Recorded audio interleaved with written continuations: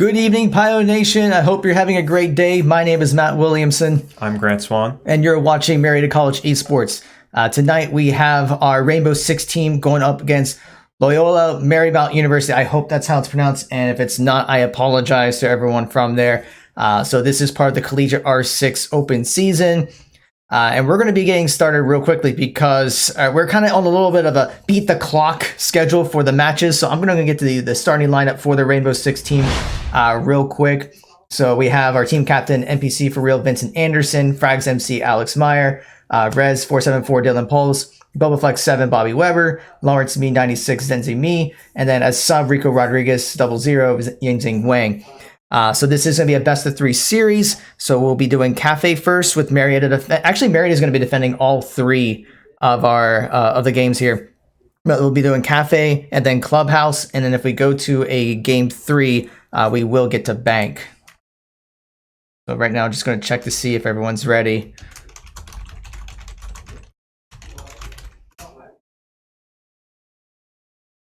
All right, now, although Marietta is 0-5 in this and Loyola is 2-3, as far as like ranks go, it should be a pretty good matchup here. Loyola's losses were against some really good schools with Michigan State, I believe, and then Broncos. And I think everyone said that they're ready. So we're going to All right, so everyone's ready. We're going to get things started up, and I'll get the audio for you while we're getting things set up here. Here we go. And get the overlay here.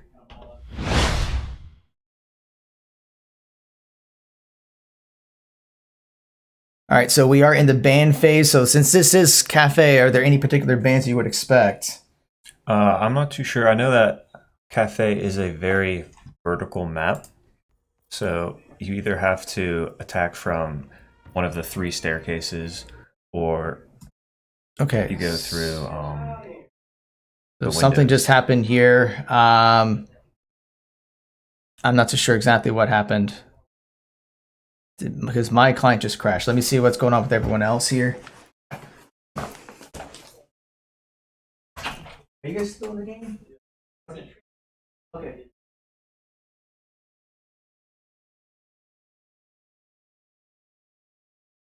Here. Just go on. Yeah, go on.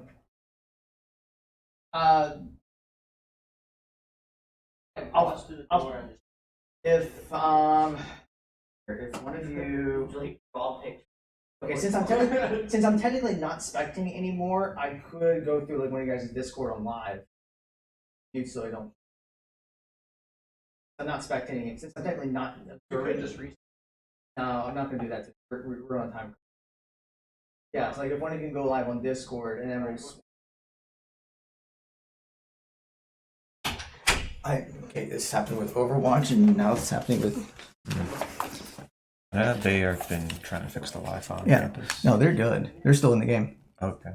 All right, yeah. So I don't know what happened there. I do apologize. For some reason, like my game just closed. So what I'm going to do, and to make sure I'm not violating any Collegiate R6 rules here, so I am going to go live on their Discord. I'm not in spectator mode anymore, so I'm only seeing what our players are seeing.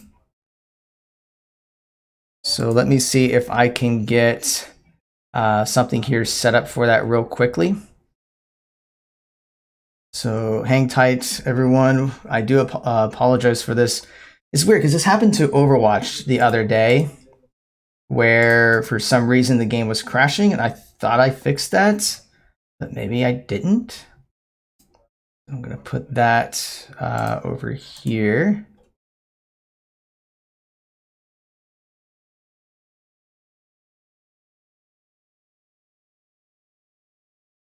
All right, so let's try this. All right, so now you should at least be able to see the game. You're not going to hear any audio because it's through Discord. And apparently Marietta blew themselves up from the get-go. All right, yeah. So this should be fine. Yeah. So once again, there's no audio with this. In fact, I'm going to also do one more thing. I'm going to, since it is, I'm going to make one more adjustment since we are technically, even though we're orange and we're on the right side, I'm going to add. I'm just going to get the UI here set up.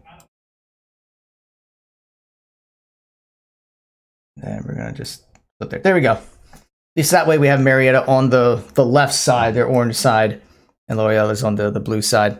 So we're only going to be able to see from one player's perspective. We're only going to see this from, yeah, we're gonna see this from NPC for real's perspective. So once again, I do apologize. For some reason, while hosting the game, my client like it just completely closed.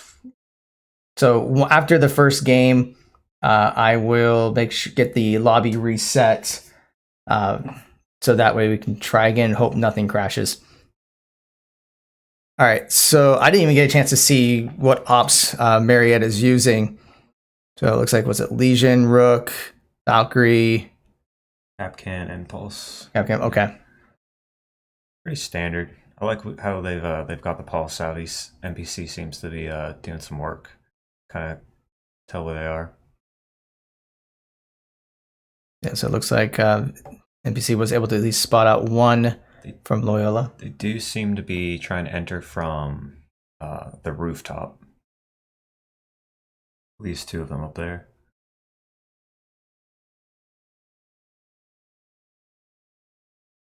Okay, so we see that NPC is getting in position because he's anticipating where, I guess, anticipating where they're going to drop. Looks like they're right above him.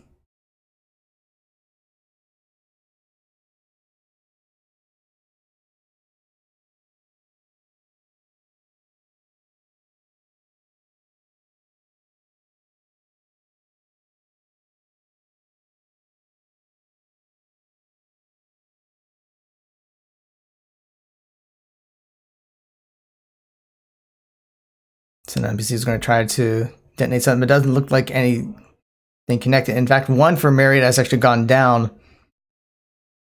And even NPC has been knocked. And I don't think there's anyone nearby that can revive him.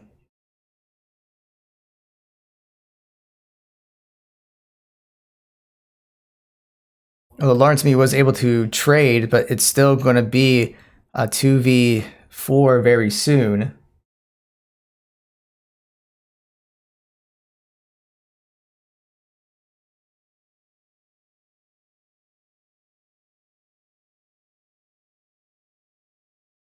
Apologize for that. I was trying to figure out what's going on with my Steam client.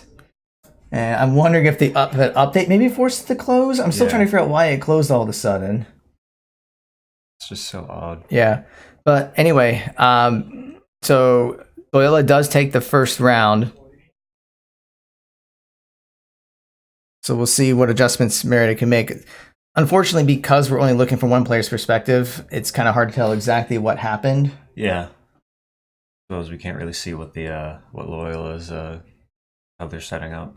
Yeah, and I apologize. So once again, in case people were wondering, the game client, while I was observing, did crash.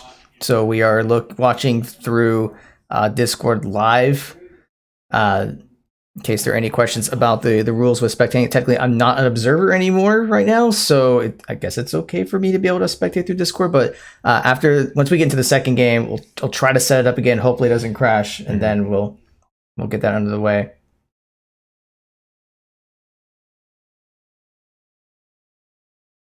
So right now it looks like Marietta's going with the same looks like the same composition as last time. So even though they didn't win, they still feel pretty comfortable with the comp they did before.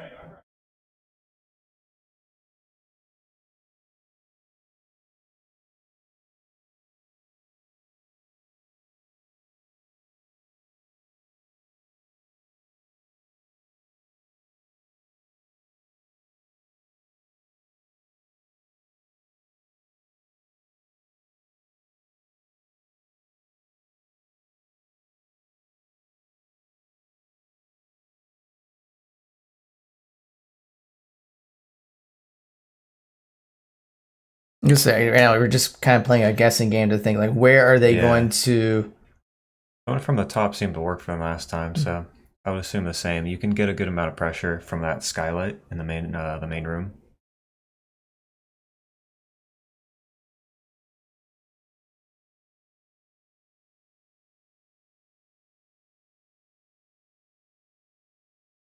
And we see NPC just kind of keeping an eye on that skylight, thinking that they might actually try to get in there. And he's got some cameras out there that hasn't been taken down, so but it didn't look like he was able to spot anyone just yet.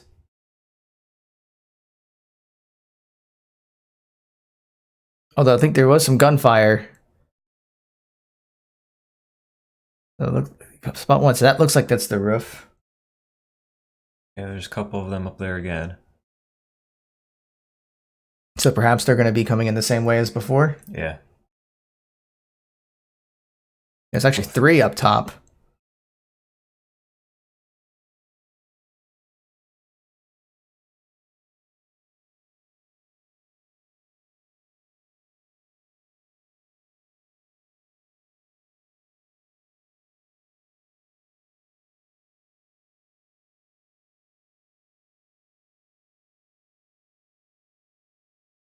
We do see the Loyola was trying to get some vision there, but NPC was able to take that out.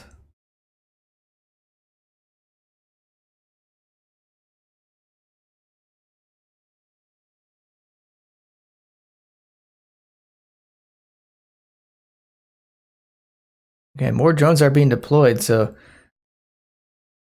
I mean, just more intel, trying to figure exactly where everyone's at so they can plan to. Yeah, no one's been taken out yet, so both teams gotta remain pretty safe. Oh, and just as I say that,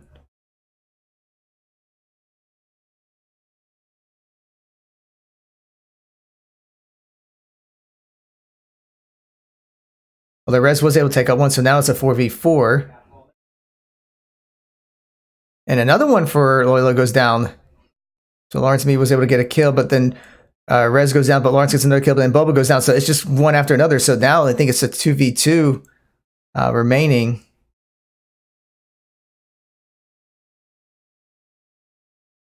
But Lawrence goes down, so there's only one left for Marietta.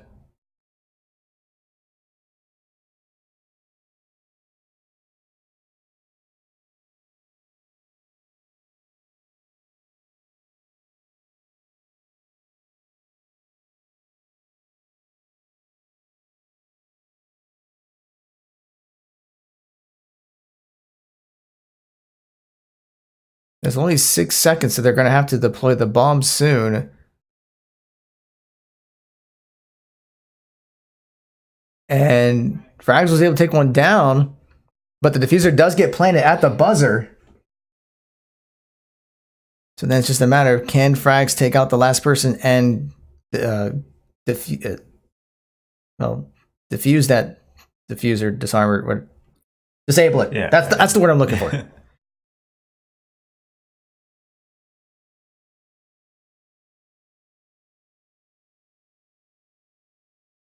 The Frags hasn't taken anyone down yet. He's gonna have to do so. Oh, he does take him down, so he should be able to disable the diffuser in time. Yeah, they should take round 2 here.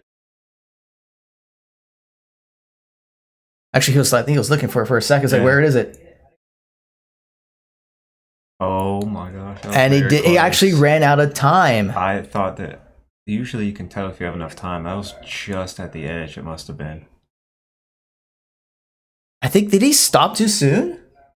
I think he just ran out of time.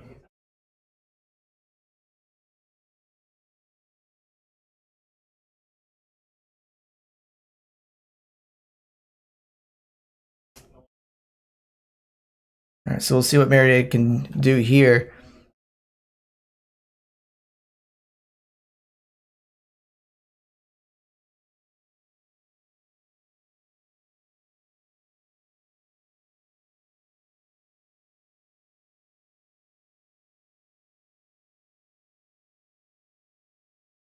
So it looks like we have the same comp from Marietta and couldn't get quick. Okay.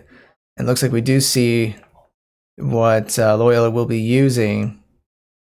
So Thermite, Thatcher, Nomad, IQ, and Dokubi. Dokubi we don't see too often. Yeah, we don't see her too much. She's the operator who she essentially calls like your cell phone and buzzes to gives Oh, away that's right. your To location. point out what. And I think maybe did we see that earlier? Because I think like at one point NPC had a phone out. Yes, that must have been it. So that might have been how they were able to like get the one shot on him earlier because they were Yeah. able to spot him out with the phone call.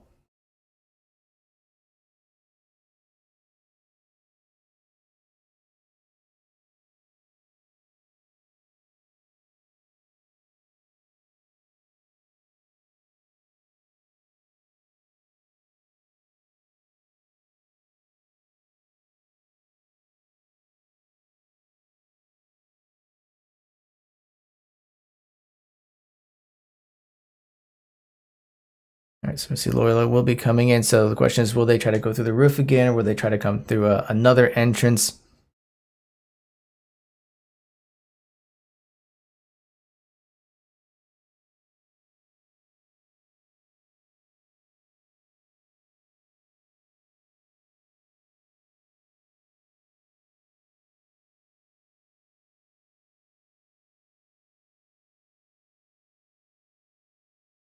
NPC will try to see if there's anything going on the roof, but nothing this time. Oh, there's one, maybe two. I couldn't tell if there was two.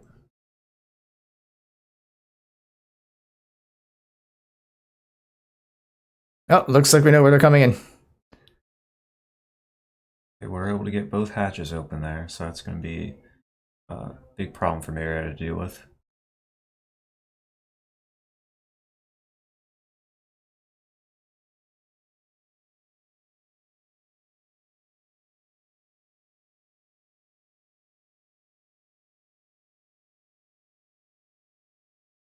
And Frax is able to get a kill onto Loyola. Although we still can't tell what else going to be. It looks like there's one for Loyola on the roof. Maybe I think he's going over the other side. So it's like NPC is going to try to see if he can catch something. Oh, and he does get the kill. Well done by NPC there. He was able to track him, see where he's going, and toss that nitro cell.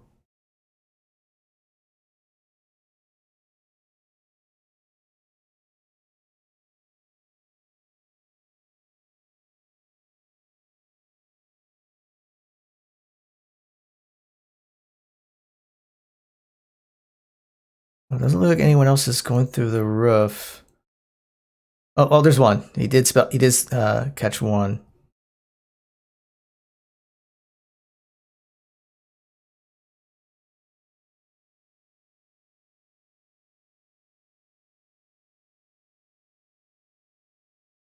Now Loyola only has about 45 seconds now.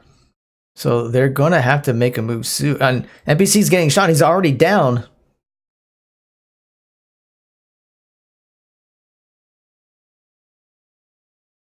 So there you go. They're gonna start making their move.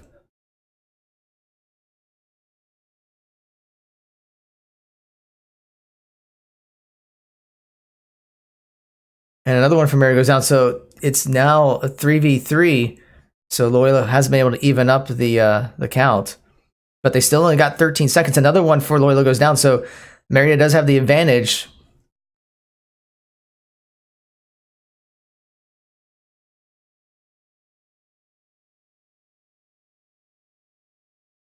And they did plant the diffuser, so Marietta's got to go in and take them out and disable. And another one, Marietta does get knocked down.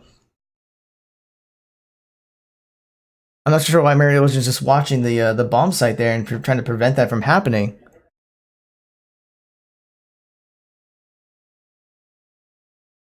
And there's only one for Loyola left. And he takes him down, so he's now going to have to. They're all down, so I don't know what they're waiting for. They need to go disable it.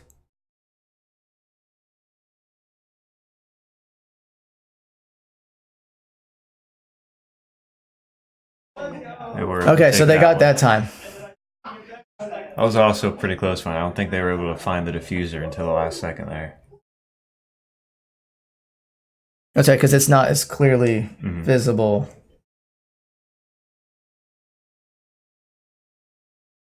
Okay, so Marietta does take a round, so that's not only down by one round.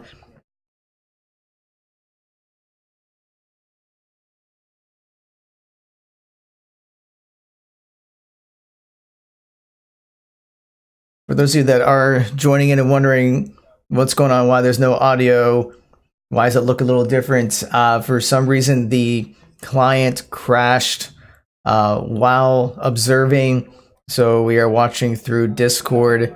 And once we get the game 2, we'll try to set it up and hopefully it will work this time around. But I don't know, it's weird. Like I did some updates the other day because we were having some similar issues in our Overwatch matches where the client was crashing. But so maybe it's a related issue here, but I'm not so sure.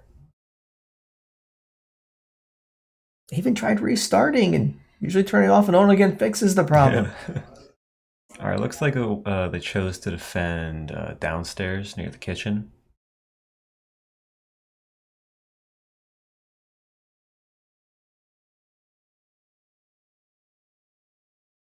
So how does that affect any offensive or defensive strategies? Well, I know that they do have the electrified operators Blitz and Cade now, because the kitchen is very much a reinforced wall area, so you have to make sure none of those get breached by a thermite.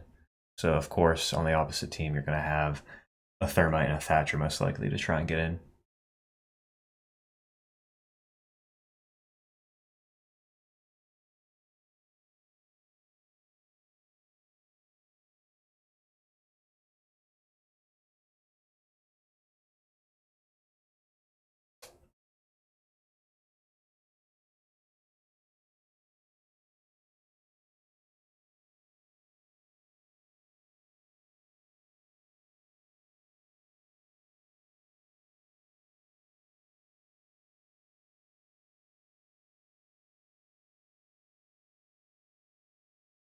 And they don't have a pulse this time, so they're not going to be able to tell where they're coming from.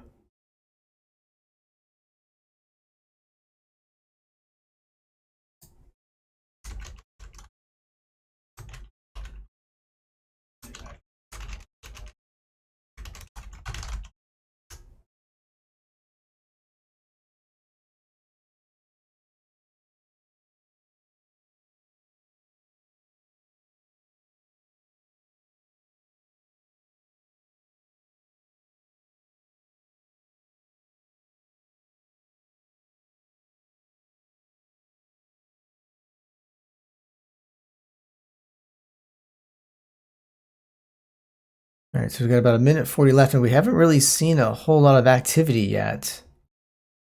Pretty quiet, and there's only 1.5 minutes left.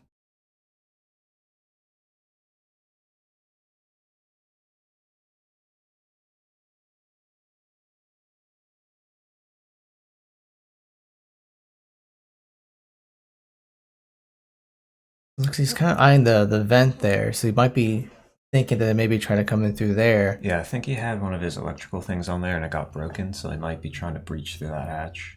And we do see that they certainly breached the hatch now. And Lawrence Mead does go down as well. But Loyola's got about 1 minute left, so I'd expect them to make their move. They do know the location of at least one of the bomb sites. I think they found both bomb sites now. And Boba does get a kill, so now it's 4v4.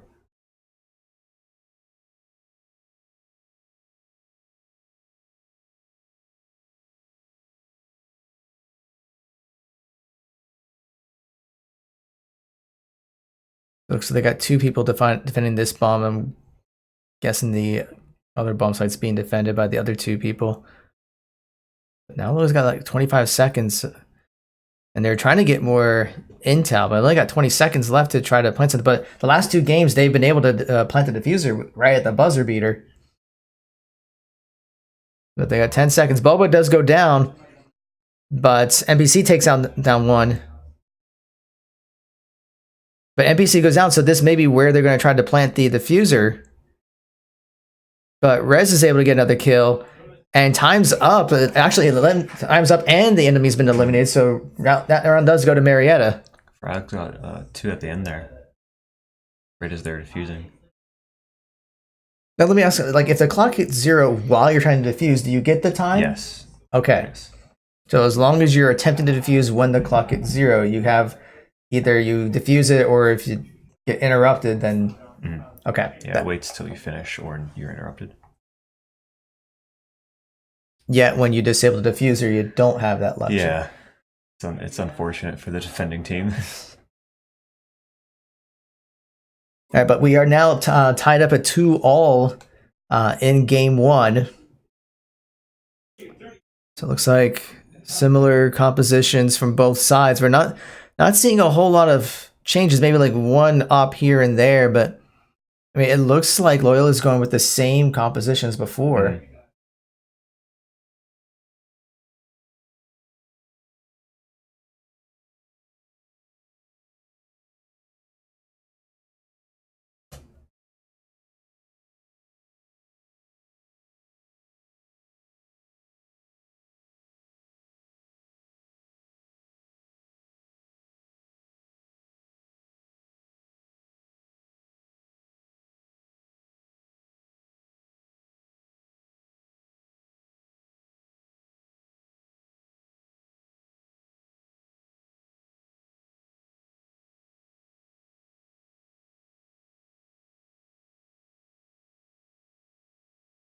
Okay, now I'm still not familiar with my maps. I'm still a noob at this game. So obviously they had to change bomb locations. But I don't know if they've used this before. This is a different one from previous rounds. This is a different one. This is I believe it's like the train area it's called, because that one room has like sort of like a train piece in it, as we see right here. Okay. And it's connected through that short little fireplace area to the other bomb site. So it's a weird place to defend. You've got staircases on both sides. I can see why they saved it to their third pick, because it doesn't seem like the best area for success. Because they have to pick that. Yeah. And one for Marietta has already gone down. So that early kill is going to give Loyola an advantage. Yeah, it's actually his NPC that goes down pretty early. But he does see one for Loyola kind of repelling in from the top right there. And that's probably the same person who killed him. Mm-hmm. Actually, there's two up there. Second one. Like Thermite and Nomad, maybe.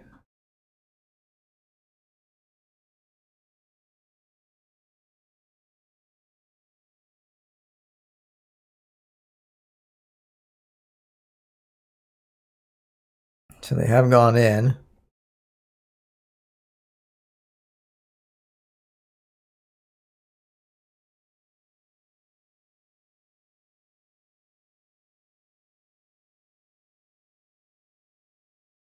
Although now we can't really see what's going on here. Yeah. So it's like, okay, Vincent, let's get another angle so we can see what's going on here. Yeah.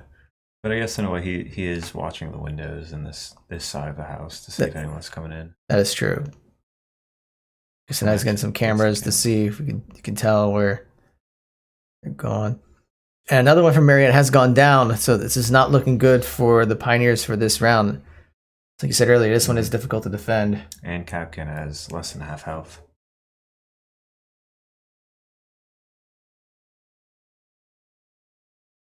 But then again, Loyola's taking some time. I mean, there's actually now another one for Marietta has gone down, so there's only two left. So Capkin does finally go down.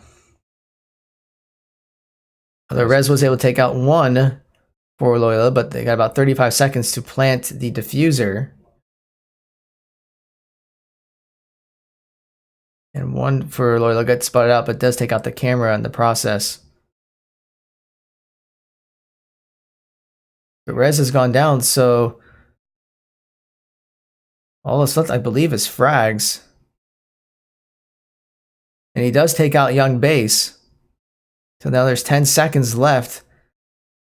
So he's watching one bomb site, so they may be trying to plant on the other side, but he's... Okay, so they did plant the diffuser, so he's going to have to go over to the other bomb site and take them out. That's 1v3, which... not very good odds. Mm-hmm. Especially now that he is injured. But he does take out one with the nitro... Nitro cell. Nitro cell. I'm going to get that right eventually. And Frax is running out of time. He's extremely low in health. He's just pretty much one shot at this point. And he does go down, but so it was a good effort there. Pretty close. Yeah, I just think that the early death there did not help. Mm-hmm. So with that, Loyola does take the lead, but only up by 1. So still pretty close going into round 6. So it looks like they're going to go with the cocktail lounge for this bomb. At least that's what it looked like. Yeah, that is that's the first defense. So I believe after a certain amount of rounds, you can go back to the one that you went one with. Mm-hmm.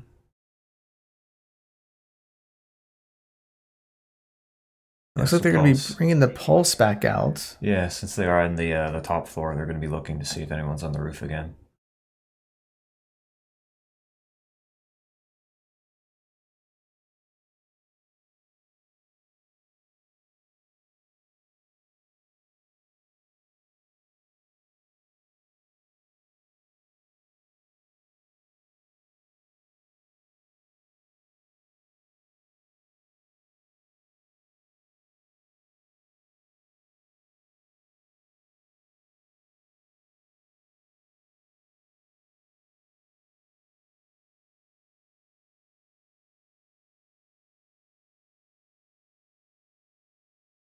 I mean, right now we're just waiting for Marietta to set up their defenses.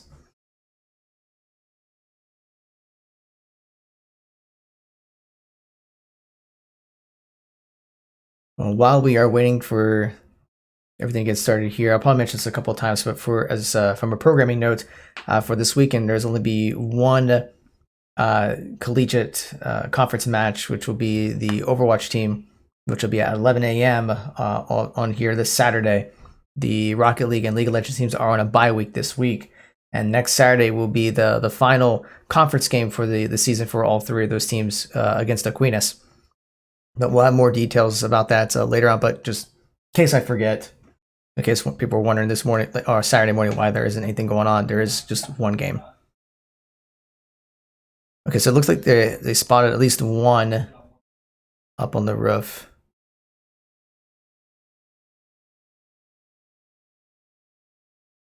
Actually, it looks okay. Actually, there's one up higher than. I don't know if that's really on the roof or they're just kind of rappelling off the wall, maybe outside. Yeah, it seems like a couple of them are on the wall. At least that one.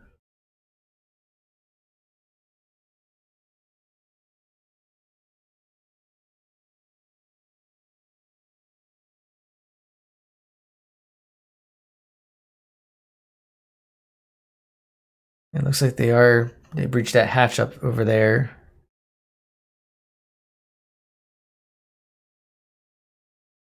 And NPC did take a lot of damage there, but Frags was able to take out one, but actually 2 down for Marietta, but NPC is bleeding out.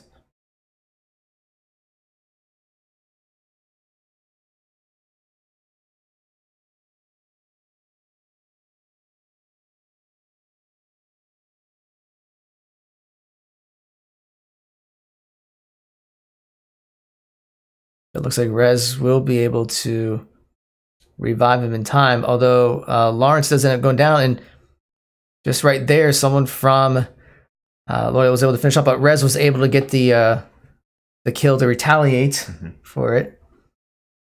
So it is now a 3v2 with less than a minute to go in the round.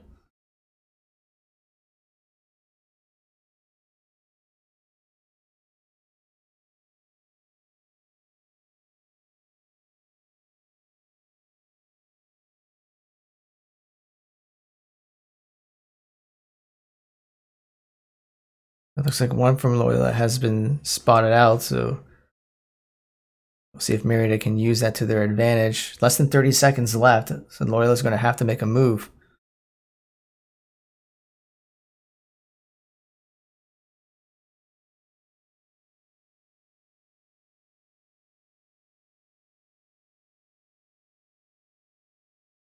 And they only got 10 seconds left.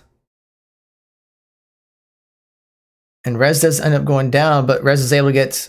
He gets one of his trap kills. Mm-hmm. And Marietta was able to take out the rest of the team there.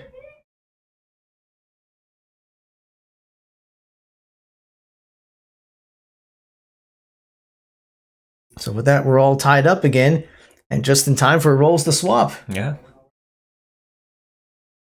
See how Marietta choose to attack here. And this is first to 7. Although, if I remember, you have to win by 2, correct? Yes. Okay. So this could get very interesting if we're off by 1. Although Yeah, I think the professional rules are like you go up to like a certain number of rounds and then there's like a tiebreaker or something. Yeah, I believe if it's tied like 6-6, or then it goes to like an overtime round where it's like best of 3 or something like that. At least for like, no, I'm not sure how professional does it. I'm sure it's some version of that. Yeah, the settings here I believe are professional play. Okay. So we may see that overtime. But I guess the question is going to be how will Marietta fare on offense? I should mention that during the map picks and bans, Loyola Marymount did pick Cafe as the first map, and Marietta chose to defend. So they felt more comfortably on defense than offense.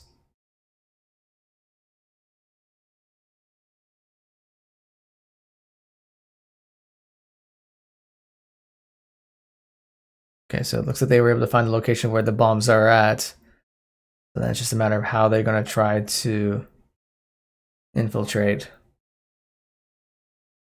So if you were them, what would you do? If I was them, well, I'm not sure where the bombs are. It's probably upstairs, I think. Looks like it. Or are they mid floor? I believe that's that train room. Kind of hard to tell in this from this angle. Okay, yeah, I think that's train room maybe. It's definitely not upstairs, so. In this map, I would normally break in through the kitchen area, because I don't think anyone would be sitting there at this bomb site and try and work my way up the stairs, but obviously I'm sure these guys have better teamwork tactics going on. I'm very much an individual player. Looks like they're going through the roof. Probably a good idea, since there shouldn't be anybody immediately up there unless they are roamers.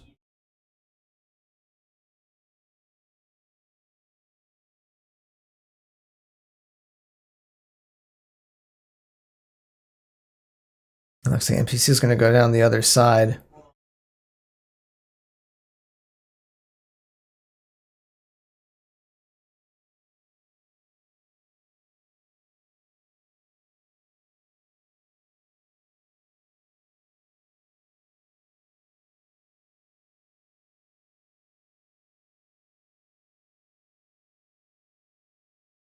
It looks like they spot out someone that was pretty much doing what NPC was doing in the last when he was playing defense. So they may have a pulse and know that they're standing up there. I couldn't tell if they were using a pulse or not.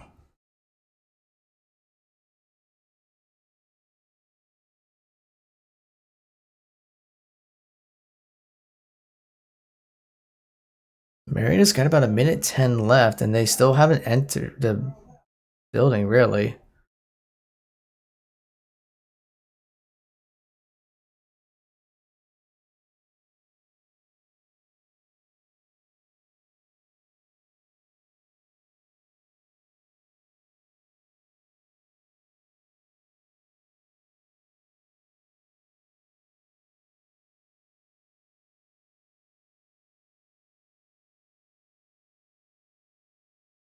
Looks like Frax was able to take out one from Marietta, but Lawrence Mead does go down as well, so it's now to 4v4.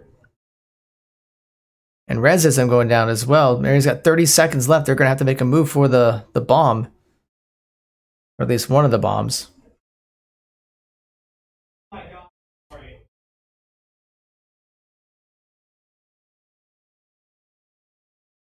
So it looks like we got an accidental team kill.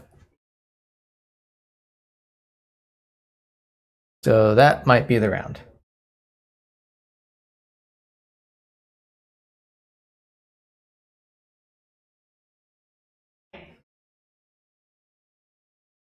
Yeah, that accidental team kill caused them to drop the diffuser there, so they did end up running out of time. Yeah, I can kind of hear it out there. I think it was just a quick reaction. And Yeah, when it just got his reaction time he couldn't stop himself from pulling the trigger. Like, you ever seen those reaction videos where like someone does a jump scare and they just instantly punch him or something like that? Something like that. That's basically what happened here, except they shot him. Yeah. But with that, that does mean that Loyola does take the round. So Marietta is going to have to make some kind of adjustment to make sure that doesn't happen again, or at least try to get this round. And we see a couple changes here. It looks like the Lion and Sophia are coming out. I did get those right? Mm-hmm. Yeah, yes, we did see Lion last match, but I don't believe we saw Sophia. See how that switches things up.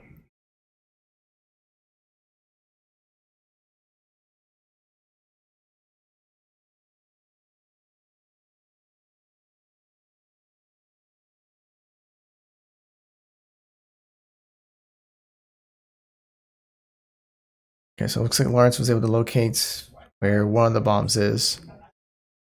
So if you know where one bomb is, you should know where the other is. Yeah, these guys should definitely know.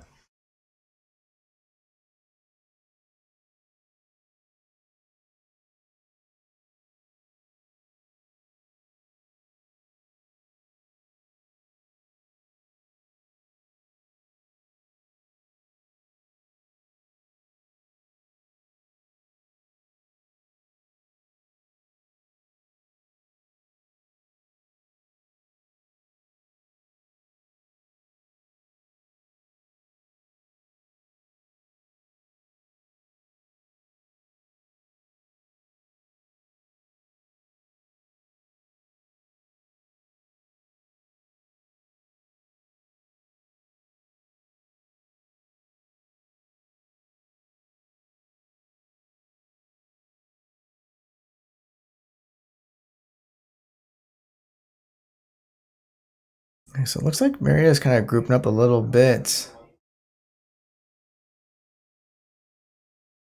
It's an interesting approach.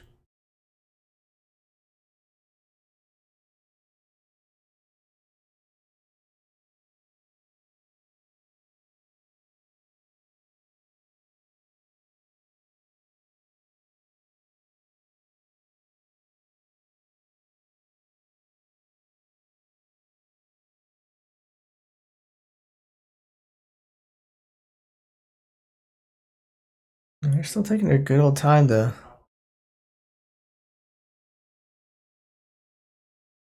Okay, now we see NPC coming in, and it looks like frags ends up going down, but the diffuser was picked up, but that's still going to slow them down. NPC does get a kill, but he is extremely low.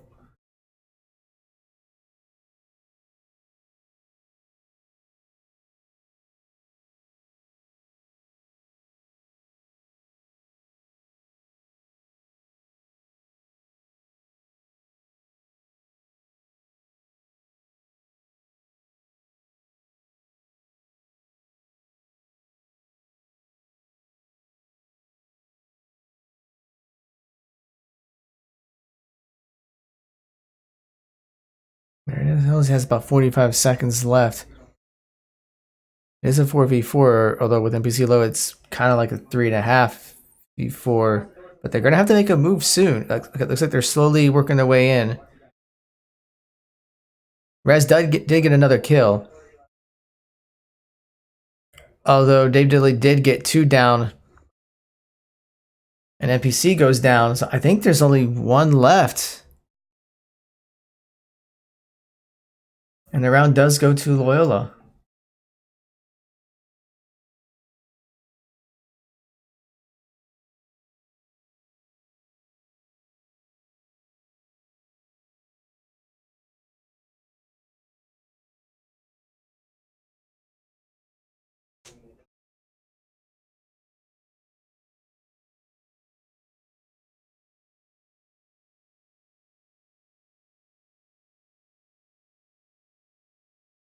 So I know the first round was kind of a fluke there, but It's like they're just kind of struggling with working their way in. Yeah. I heard I see they're going to pick Montag there, so that sort of indicates that they realize their troubles. Okay, that does look like they're going to them. They do acknowledge that they are having a tough time getting into the site, so hopefully Montag should be able to help out.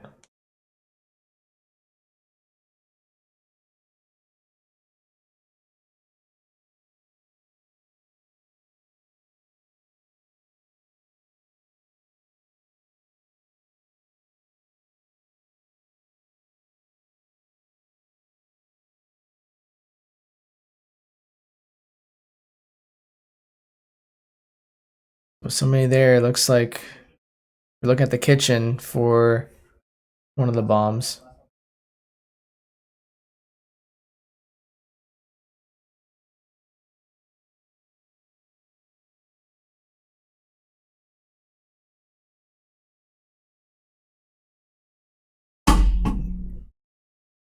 Sorry about that.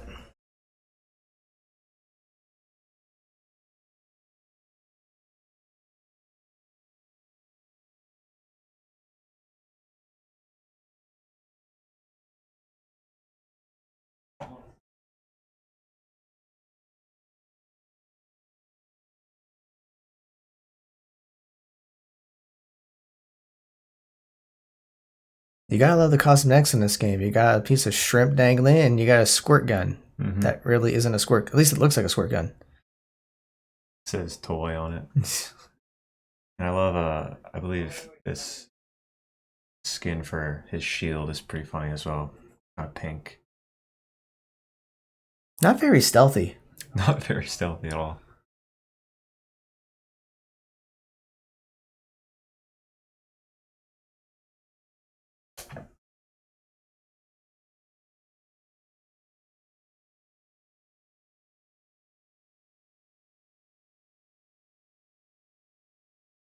Although they are inside the building, it does seem like they're taking a uh, little time to work their way in. And we do see the Legion trap going off.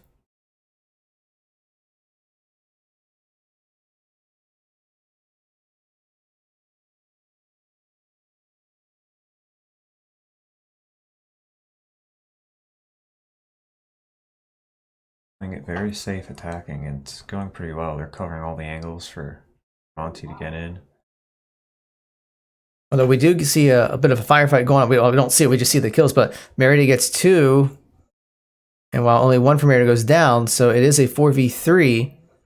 Although line from Marietta is very low, and another Legion trap does go off. And we see the smoke coming out. Diffuser has been planted, and Lawrence is able to get another kill. So there's only 2 left. Although Young Base was able to take out Lawrence, so it is now a 2v2. And Monty goes down, so if Frags can delay long enough, but I think there's enough time for them to disarm the diffuser.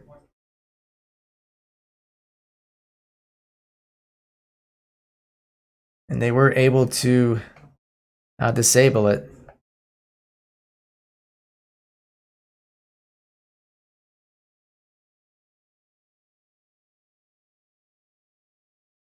So far, Marion has yet to take a round as offense. Mm-hmm.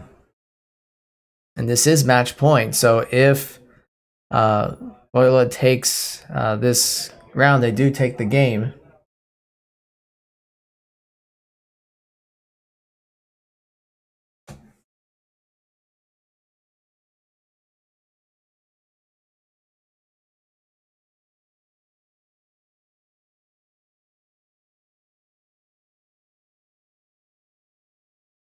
So well, it seemed like the Monty did help them get in, but didn't seem very helpful after they planted. Yeah, I think the defender caught Monty looking, unfortunately, the wrong way, and was able to take him out. Because if Monty stayed alive, it would have been Most likely a win because he's great at just sort of wasting time for that last guy to get the diffuser. He can just sort of stand over it and not be touched. So it looks like Marietta's swapping in for Sledge, Ash, and Blackbeard. So we'll see if that makes a difference. I mean, they used the Monty last time to try to get in, but it looks like they're going to use Sledge to try to get in quicker. And I can't remember exactly what Blackbeard does. I'm sure you said it before. He has the rifle shield. It's a little shield on the top of his gun. Okay. It protects him from headshots.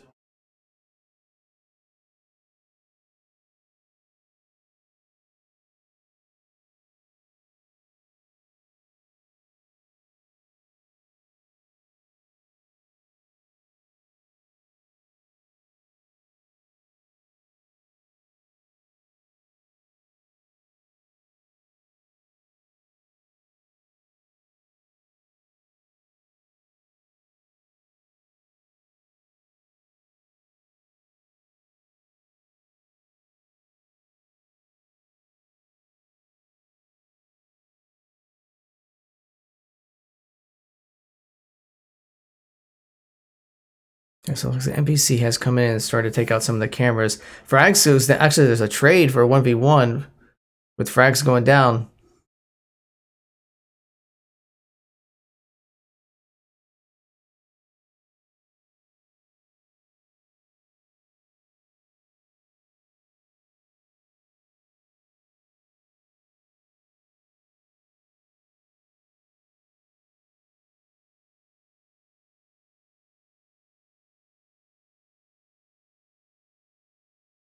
And Rez does end up going down as well, so there's only 3 left for Marietta. This is a very important round.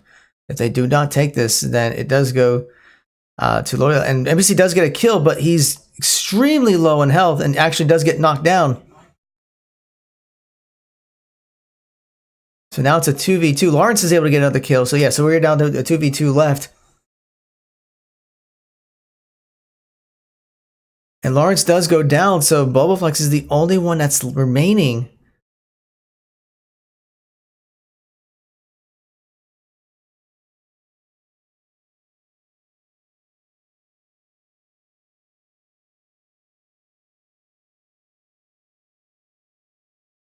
And it doesn't help that the diffuser has been dropped, so I would think that Bobo's just going to try to go for eliminations.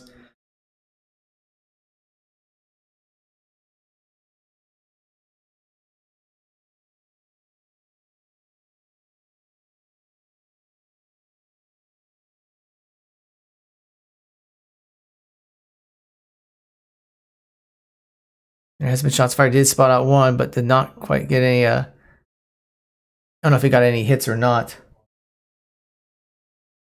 He's got 35 seconds. He's going to have to take on the other 2.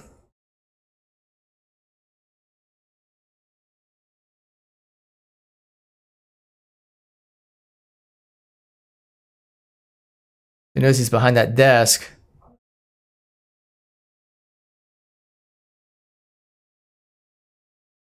And he does take him out, but he has 13 seconds to find the last person.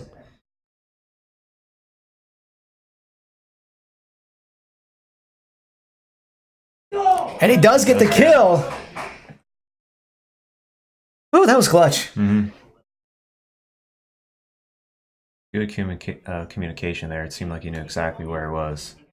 Yeah. Yeah, I think they were able to tell him exactly where to look. And so very well played there. But they're still not out of the woods yet, though, because they still have to win technically 4 more in a row. Yeah, I believe so. So will we get the epic comeback? Hopefully. Hopefully. We'll have to hopefully get at least 2 so we can send it into overtime here. And once again, since we do see a couple people joining, thank you for watching us. You are watching Marietta College Esports. If you're wondering why there is no audio, the client crashed on me while observing. I don't know why it happened. So we are watching you through one person's perspective on Discord. So hopefully when we get to game 2, we will try to get the lobby set up again, and hopefully it does not crash on me while observing. Otherwise, I'm probably going to have to talk to IT to figure out what's going on with this computer. It's a brand new computer too, so I don't know how there could be problems with it already. All right, it looks like we're seeing some new ops coming out for this one. Here we see Habana, as you see here. She's essentially thermite. She just has multiple like smaller charges. We have a Ying. I think we saw her once. Sledge and Line and Sophia we've all seen. Yeah.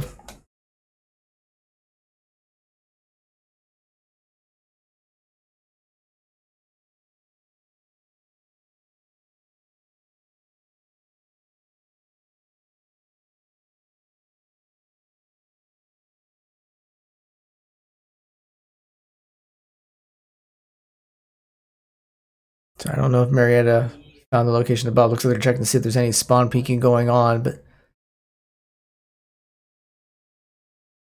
I wouldn't expect Loyola to be greedy, but you never know. We have seen some pretty greedy teams in the past, and it's paid off for them. Yes, we have.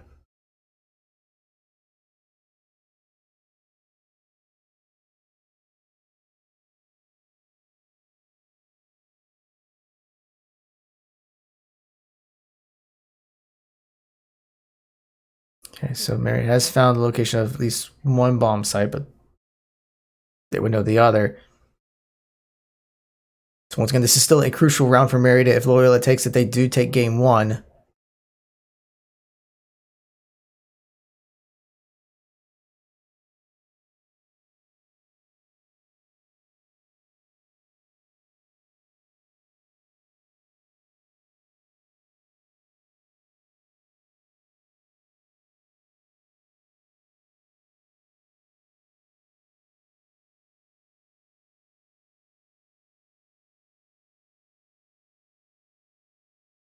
So once again, most of Marietta is on the roof, and they are taking their time to jump in.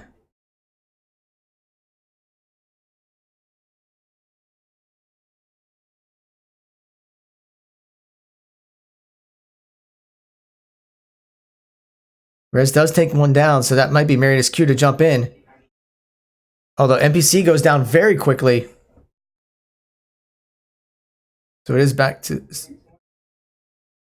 And actually one from Marietta's bleeding out, so it may be down to a 3v4.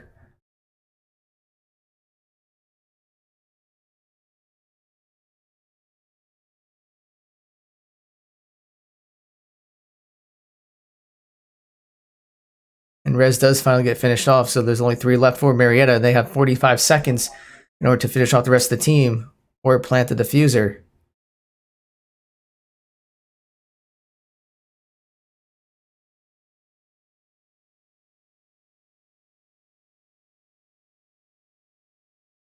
So they have 30 seconds left.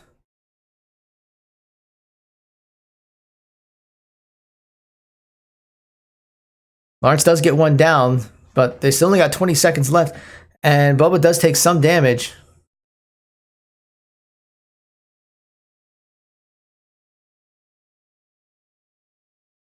They only got 8 seconds left.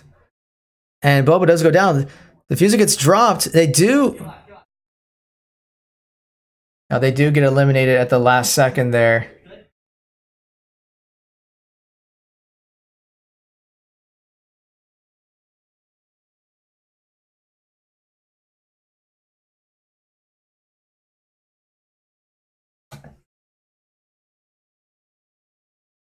All right, so with that, round 1 does go to Loyola Marymount University.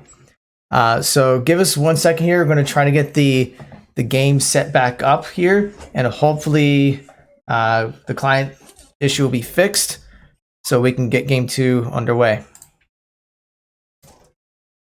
So let me go ahead and get that set up here. Meanwhile, I'll let the team know what the plan is. Let's see here.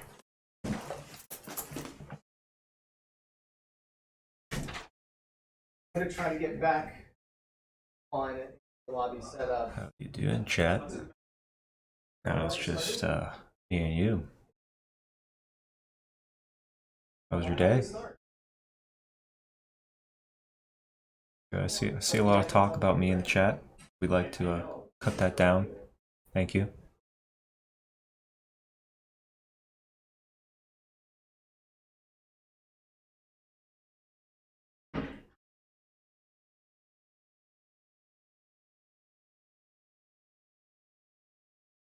Oh, and Avatar. Avatar is a great show. Not the best though.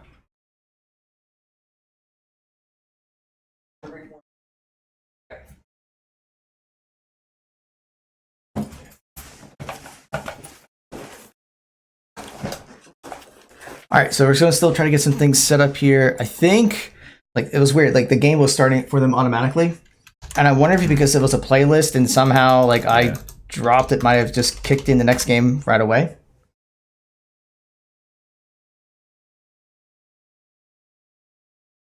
No, I don't want to be on there. I want to get Rainbow Six set up here. An error occurred while updating.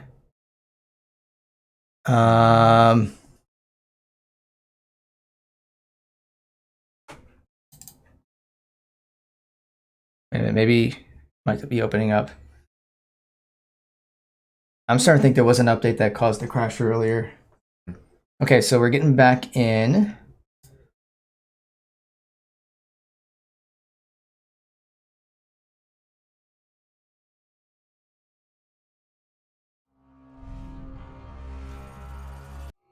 Okay. I know you guys can hear the audio, but that's okay. Just trying to make sure everything here is working.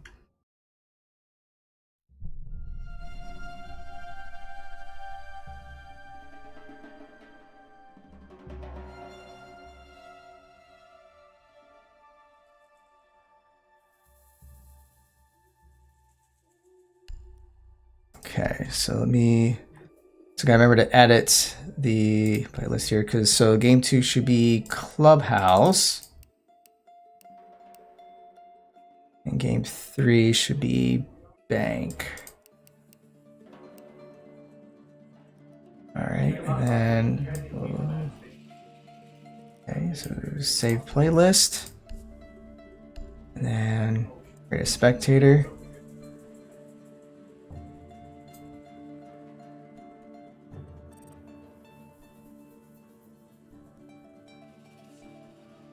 Okay.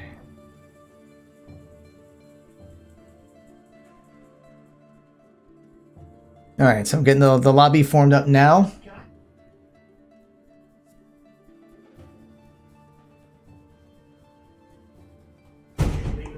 Let me go over here as well, make sure I'm back into the R6 OBS channel.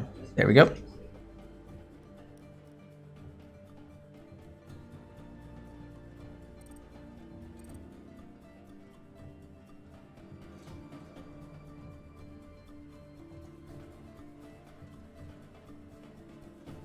All right, so we're just getting the lobby setups here, so hopefully we'll have game 2 underway.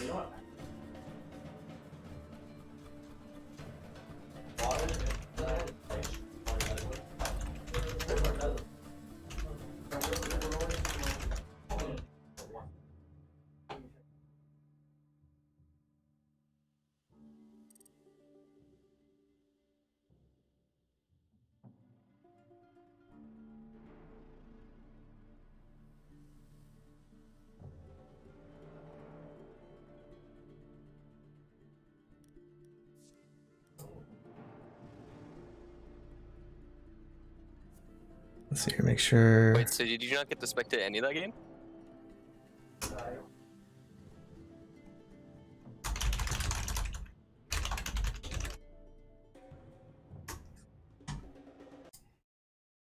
right, we're still getting a couple things here set up.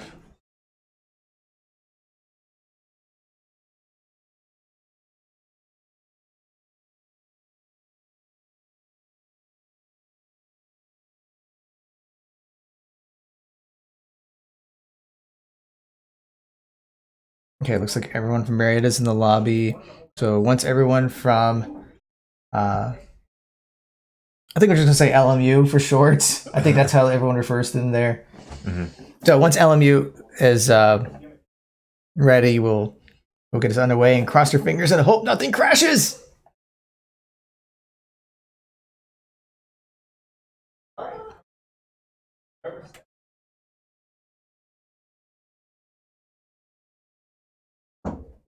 Okay, is there something here?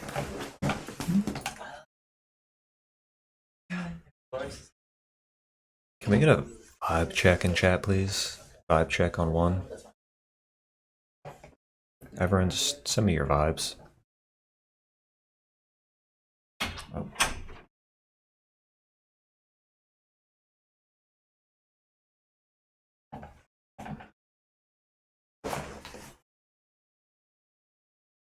Okay, while we are getting things set up, I guess we'll just a couple programming reminders. So our next match, actually everyone said they're ready. Okay.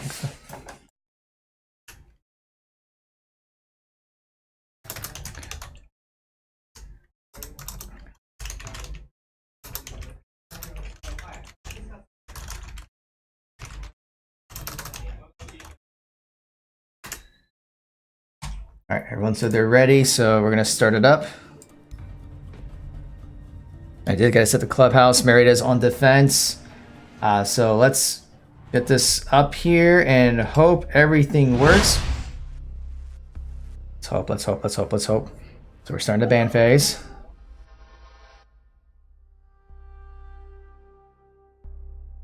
Alright, so with Clubhouse, probably see standard bans. Yeah, we see Clubhouse pretty much every time here.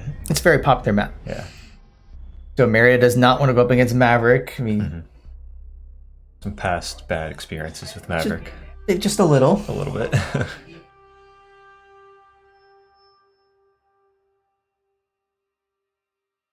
Alright, so we'll see what LMU responds with.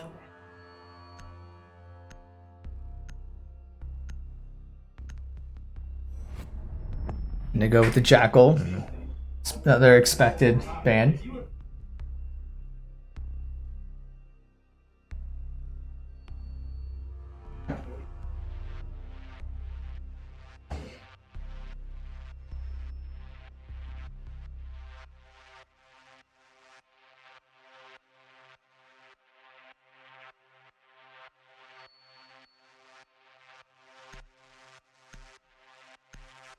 Okay, so we should be seeing X-Ban any second now. And looks like we're going to be getting the Pulse.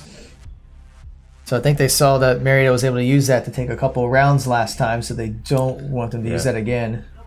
Pretty smart ban.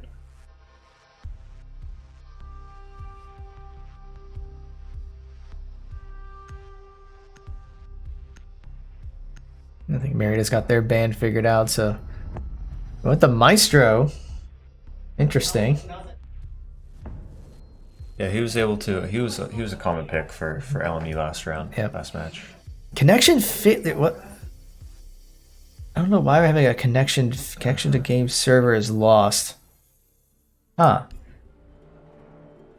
And I don't think I can spectate through here. Is there no way to re-enter? Let me check to see if they're still in. Okay. I don't think there's a way for me.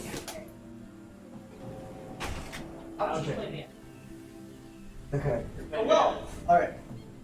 I connect my connection also.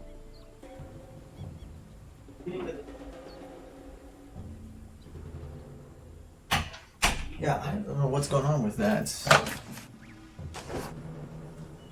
Yeah, I don't think there's a way to go back into spectate if I remember correctly. So yeah, I don't know what's going on. I apologize why that connection failure is happening. I'll have to look it up after the match.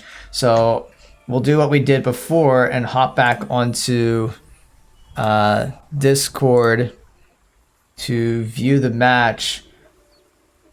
And I guess I can have the game on in the background just so there's some audio. But let me adjust this a little bit here. So actually, you want to do that one, and right, that's the wrong one. I want that one, and we'll do that, and we'll swap to here. All right, so at least we have a little bit of audio for this. So I don't know why there's a connection failure. I'll have to research it after the. Yeah, I have to do a little research after the match to find out why that's happening. Hopefully, this doesn't become a recurring issue, because that's going to make it really difficult to broadcast stuff. This is Clubhouse. Marietta will be defending first. I guess I'll mention my programming notes I was mentioning earlier. So the next match will be this Saturday with our Overwatch team going up against Northwood University. So that will be 11 a.m. And then I'll also mention, I'll probably try to do a reminder at the end of the match. For those, if you are a Marietta College student, faculty, or staff watching, we do have a pretty fun event on Sunday. Because Sunday morning is the League of Legends World Finals. I might show up to that. I've been getting into League of Legends recently. Yeah, so it is bright and early morning, but that's because it's taking place in Paris, France. So we will be having a watch party at the Gathering Place at 7 a.m. Yes, you're right, 7 a.m. Pretty early. So set your alarms, but we'll be watching G2 up against, I think it's Fun Phoenix. It's one of the top teams from China. I can't remember the name. It's like Fun Phoenix. I think it's Fun Phoenix, if I remember correctly. But that will be very exciting. So it's open to all Marietta College students, faculty, staff. There will be food and coffee for free. So if you're not a morning person, we have coffee. All right, but we do see that Lawrence from Marietta has already gone down.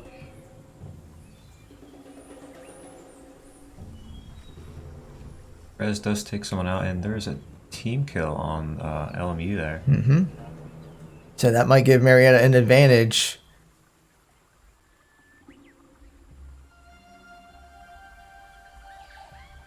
Looks like one from LMU has been spotted.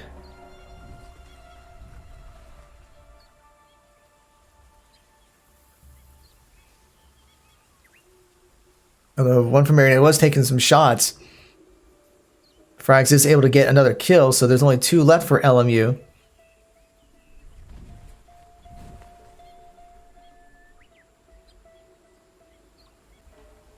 If Frags gets another kill, there's only 1 more remaining.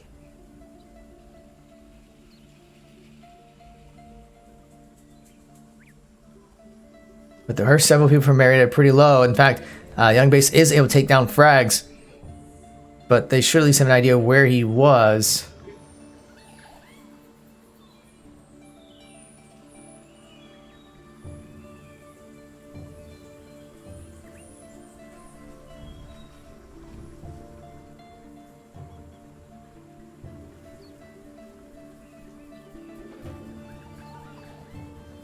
And actually, as they take out another person, there's only 5 seconds left for him to plant the diffuser.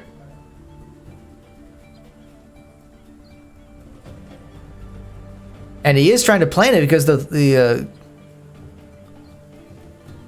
able to take him out, but now they gotta be able to disable the diffuser, which now they should have plenty of time for that.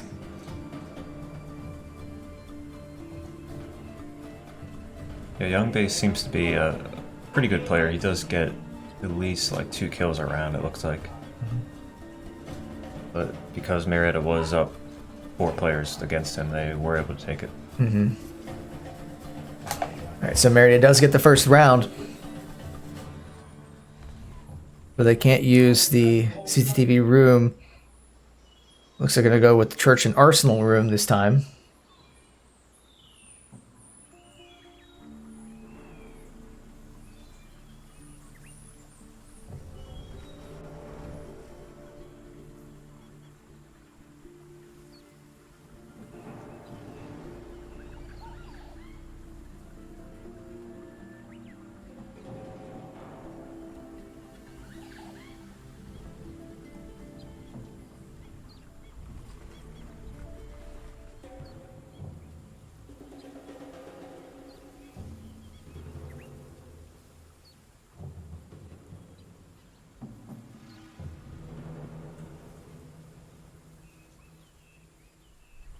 So we'll see a couple of changes here this time. So when we see the smoke coming out, we see the castle. And I can't tell what that 5th one is. We have Cade. Okay, yeah. I think we've seen Kate a couple of times. Yeah, he's like bandit essentially.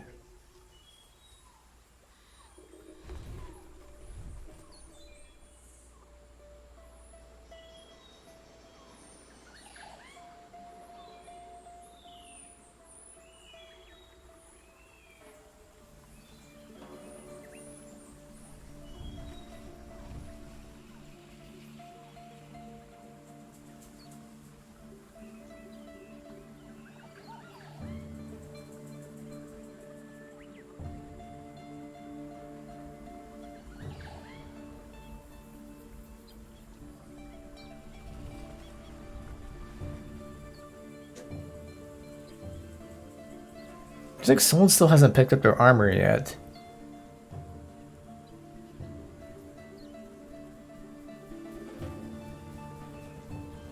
I would think that'd be important. I mean, that's kind of like Rook's main purpose is to drop the armor, and if you don't pick it up, then you're not.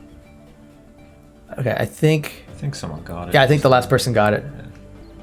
I'll say if someone dies without the armor, then that's sad. Yeah.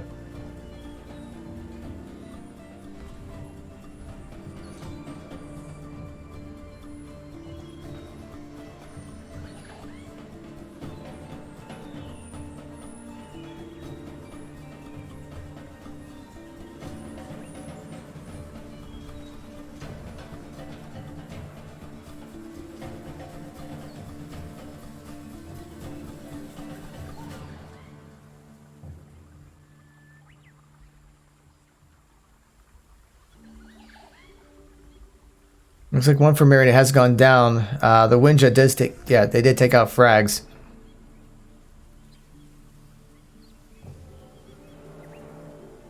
And actually, Winja takes out another one for LMU. So it's now a 3v5.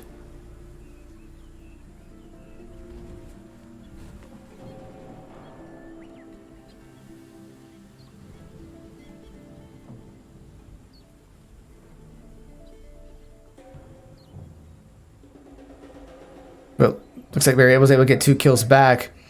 Although NPC does take some damage, but he does get a kill onto Bully Hunter. So there's only 2 left, and the diffuser has been dropped. Or actually, no, it's been planted. They have to defuse it. Never mind. So they are trying to disable it. And Thatcher is going to try to do something. But Marietta is able to disable the diffuser. Very well played by NPC there. Wait, what? It was a good play by NPC. Oh, yeah. Yeah. He was able to get the who was it in the corner, and then he was just able to clip Monty, who was covering the diffuser.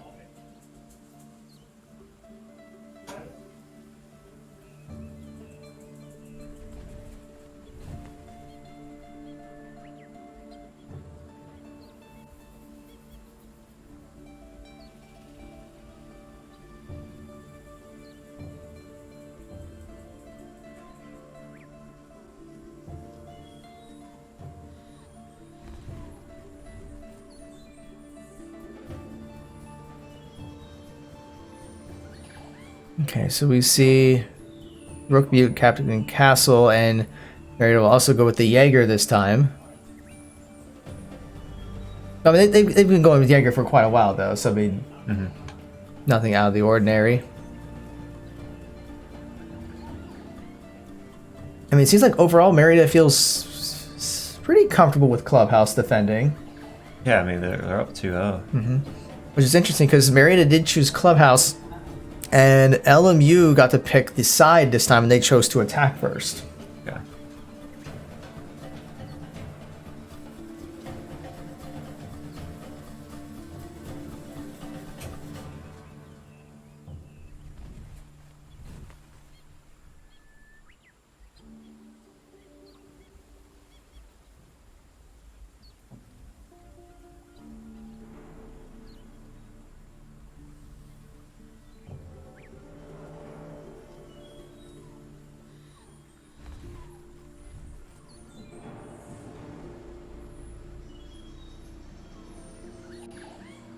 right, so let's see if Marietta can maintain this streak. Someone still needs to pick up their armor. I think they got it. Yeah, I think they were still like putting stuff up. Yeah. It's probably a castle because, you know, that extra fortify.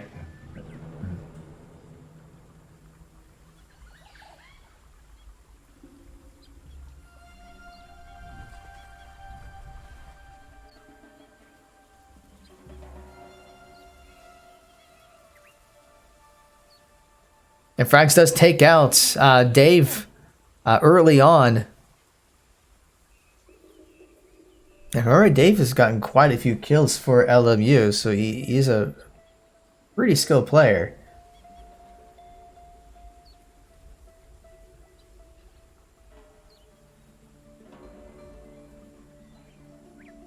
And Lawrence is able to take out Winja, who had a very good round at the last one.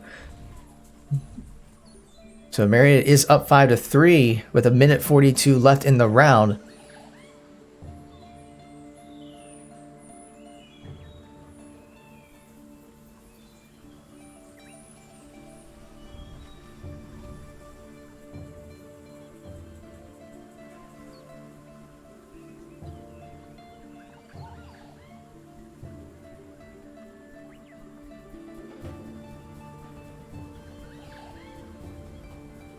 Although Spirit Mode was able to take out Frags, so it is a 4v3.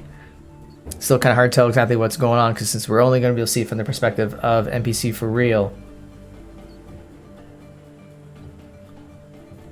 There's 1 minute remaining. Marietta still has a numbers advantage, but it's not by much.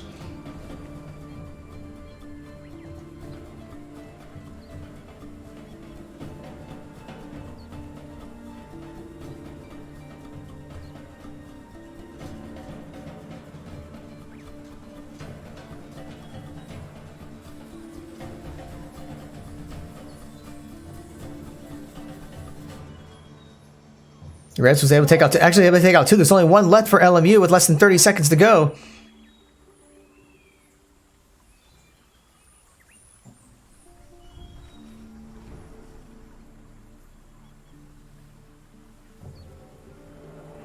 It looks like Marietta was able to take out the last person, so round 3 does go to Marietta. So they're up 3-0 right now. Mm-hmm. Looks like he did he just blow himself up with a blew grenade? himself up with a grenade. And he's just like, yeah, I lost. Boom. We'll take those wins. Yeah.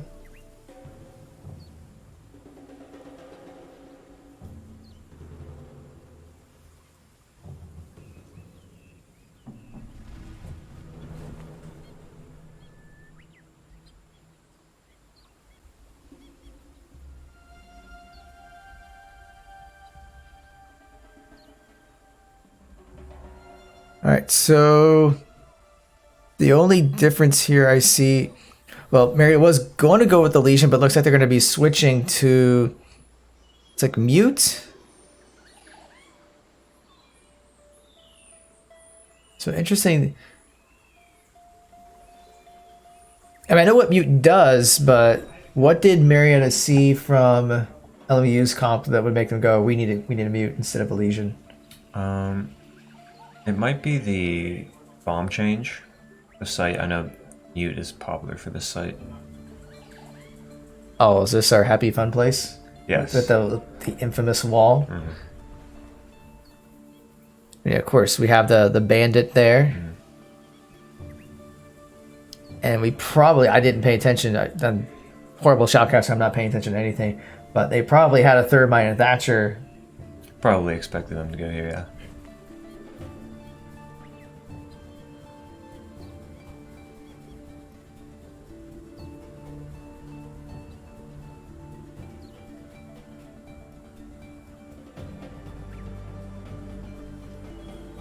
So it looks like NPC's trying to decide where he's going to deploy his both of the Mute devices. I'm sure there's an official name for it. I believe they're called jammers. Jammers, yeah. Makes sense.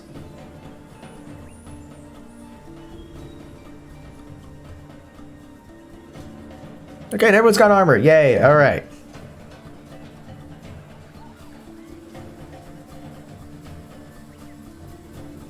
So here we go with the cat and mouse game with the thermite and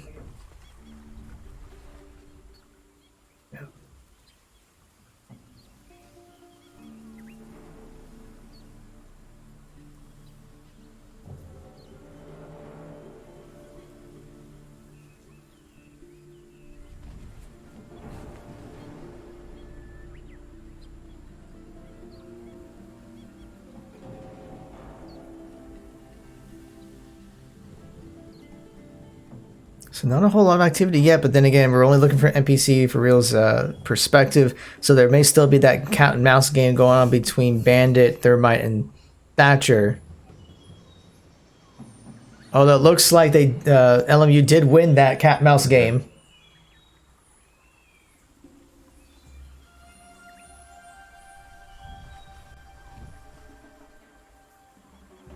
And of course, the cell phone goes off.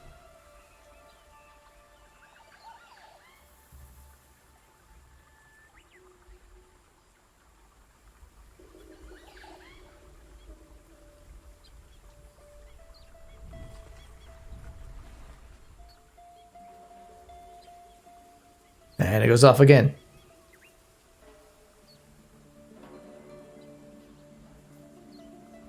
And they were able to take out NPC for real. And actually 2 are down for Marietta. But Boba does get 1 kill. But if Rags goes down, so there's only 2 left for Marietta. There's only 1 left. So Boba's the only person remaining. And LMU takes their round pretty quickly there. Well, not like super quickly, but as soon as they got in, they were able to take down. I mean, they did get that wall breach.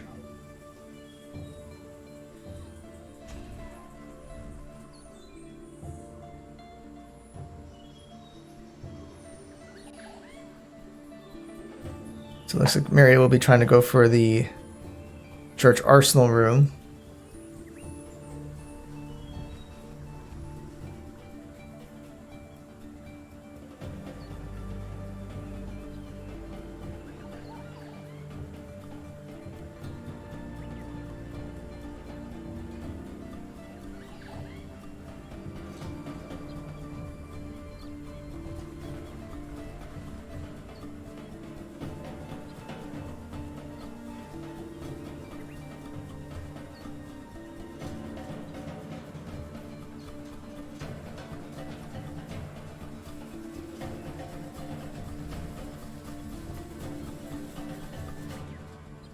So it looks like this time, well, we shouldn't expect the bandit because of the location, but so they bring out the Legion instead, but everything else stays the same.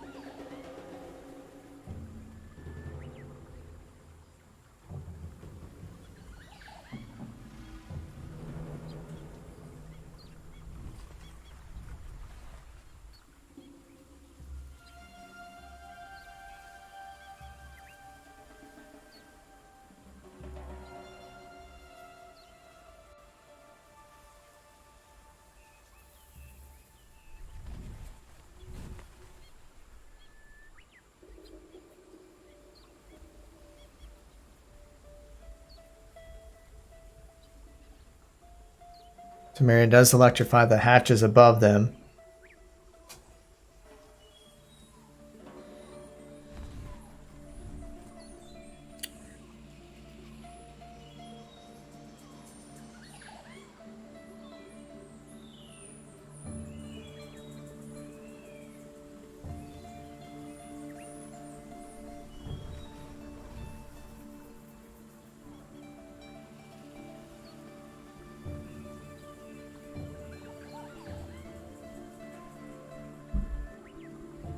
So once again, those of you that have recently joined us, first of all, thank you.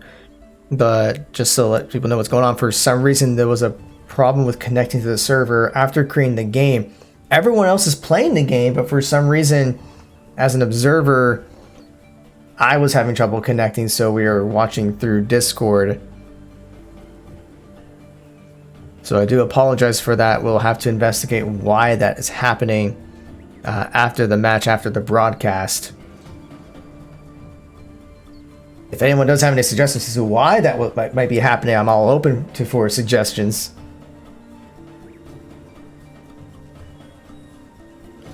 Although I know we just recently, there was an upgrade to a change to the internet, and it actually went down for a little bit as a part of the process change. I'm wondering if maybe something from that could. I'll have to check with IT to see if there's any settings when they did some replacing earlier today.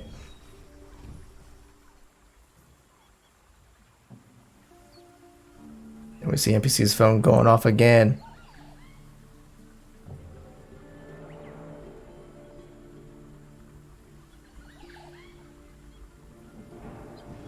And we do see Frags getting a kill onto LMU. We don't know where, we don't know the circumstance, but doesn't look like he took any damage in the process either. But LMU only has 30 seconds left. And we see some gunfire going on. And Castle does get knocked.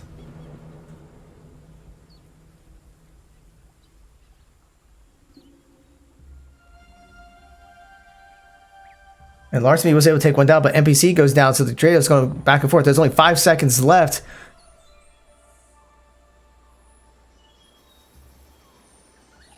And the diffuser does get planted, but there's only one person left for LMU, but there's still 3 people alive for Marietta. So they should try to go into disable, at least take out the last person. And although Billy Hunter was able to take out one, so they did take out the last person, so now they need to disable it quickly. They should be able to do it. Mm-hmm.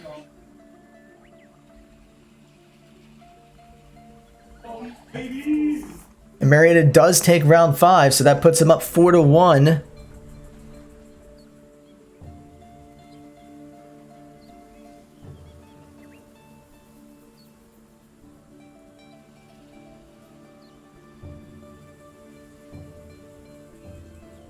So now we'll see what Marietta decides to go with.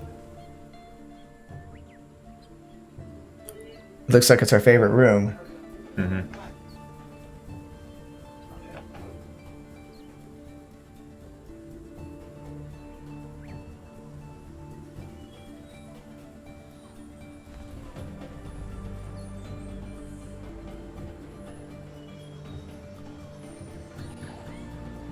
I do see that bandit in mute, of course. Mm-hmm. Yeah, and we had the Thermite Thatcher. Mm-hmm.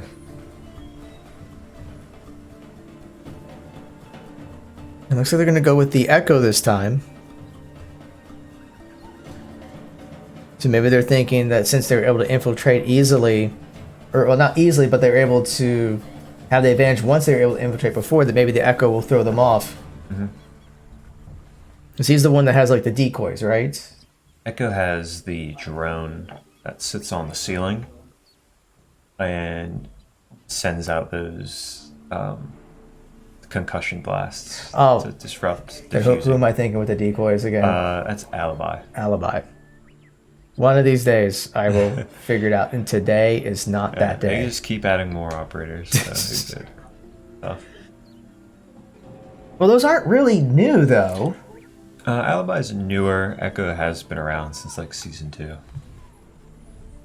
And how many seasons are we in for this game right now? I think it's like 4, coming on 5. Okay.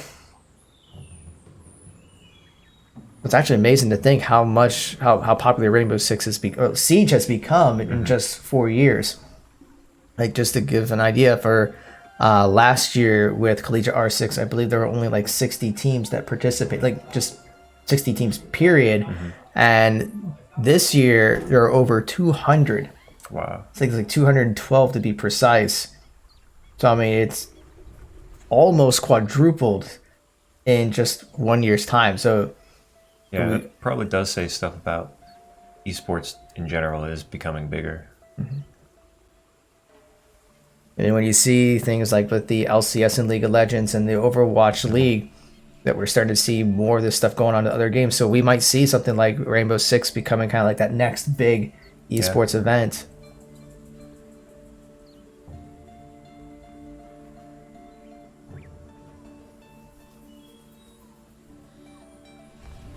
So we see the cat and mouse game going on, and looks like they were trying to deploy some drones to time when the jammer was going down, or not the jammer, but the battery pack. But NPC's there is to say, nope, you're not going to get that kind of intel.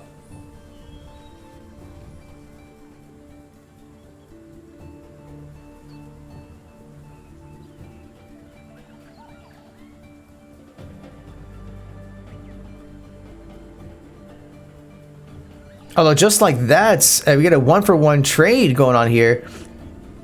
And with Bandit down, they're going to be able to infiltrate the wall.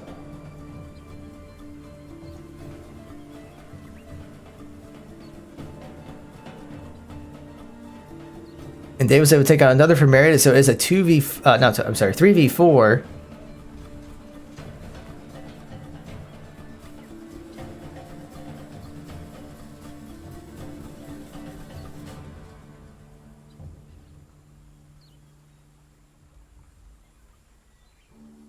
Looks like he does spot someone. And Lawrence is able to take out another, so it is now a 3v3. 45 seconds left in the round. Someone did not pick up their armor. Oh no.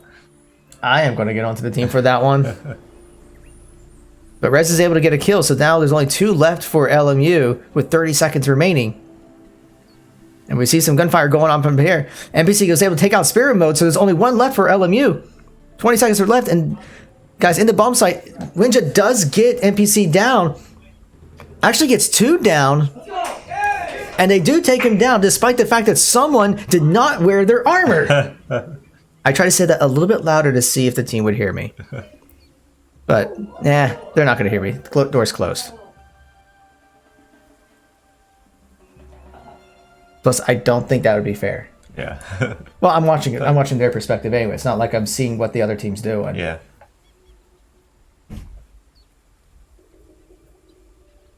But still, well played. So even though that LMU was able to breach through there, just be able to get the kills in the right places. So, yeah, well done. So now it's 5-1. NPC really locked off that stairway with his drone, forced them to come up through the other way, and they paid off pretty well because of it. Do you think LMU was aware of that drone there? Yeah, they knew Echo was sitting there, and most likely heard the drone whenever he repositioned it.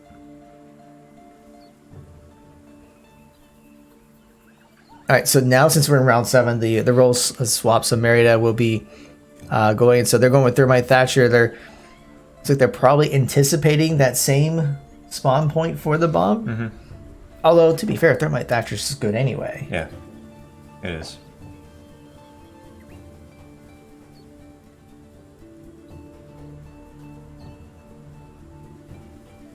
So right now, Marietta is 2 games away from winning this game. But now they are on offense, so we'll see how they do. If they take this game and go to game 3, it will be on bank with Marietta defending and LMU attacking. And Marietta has found the bomb.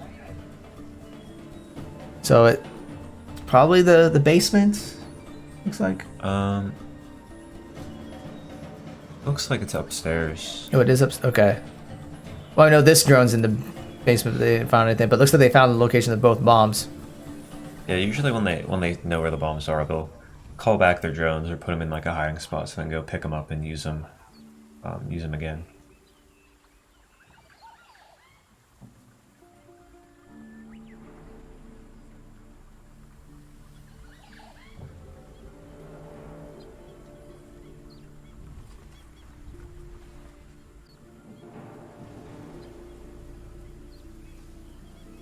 And we do see the one wall fortified.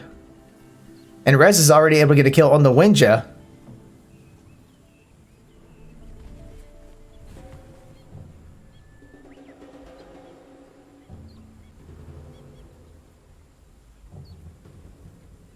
Although, unfortunately with this, we can't tell if they're on the other side, but they're on the other side. We see the electricity coming out. We know Bandit's there.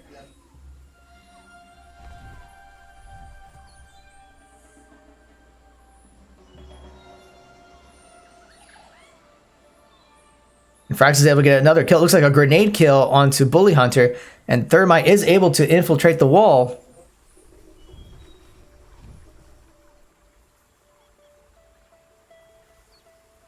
Although Spirit Mode was able to take out one, and Res and NPC goes down too. So right now it is tied up with a 3v3. So the advantage that Marietta had has kind of slipped away a bit. Especially with the diffuser being down. Although Frags does get another kill, so that might be Marietta's chance. And they still have a minute 20 seconds left, although Young Base is able to get Lawrence beat. So it's now to 2v2. So I think Frags is checking to see if it's clear to drop the diffuser. Bubbleplex does get Dave Didier, and Frags is able to get a kill, and the round does go to Marietta. That looked very good for Marietta. They did lose a couple, and it looked sort of like it was could go either way, but they seemed very comfortable with that attack. They had a good strategy. All right, so here we go. So we're at match point. If Marietta takes this round, they do win the game, and we go to game 3. So I almost hate to say this, but this is a position that Marietta is not used to. Yes. So the reason why I bring that up, it's not to put them down. They've been improving a lot, but when you know that you're just one game away, you have to maintain your focus. Yes. You can't go and think, okay, we're so close, because if they psych themselves out over it, that could cause them to choke. So can they maintain their composure to take this next round? So we'll see. It looks like they're going to go with a very similar comp. I don't think there's any differences from before.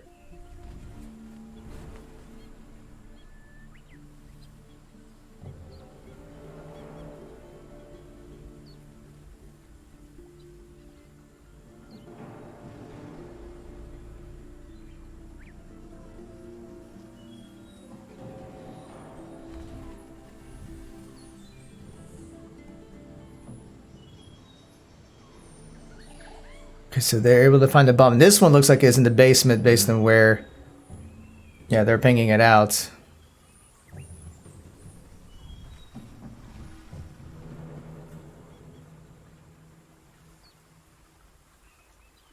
So what... It looks like... Yeah, I'm seeing LMU went with a dock for this one.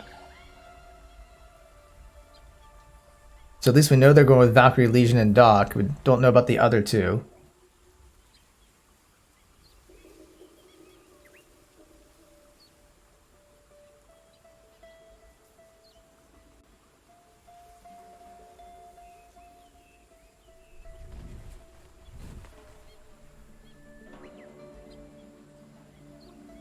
It's an interesting choice by NPC here to go up to the roof to get in.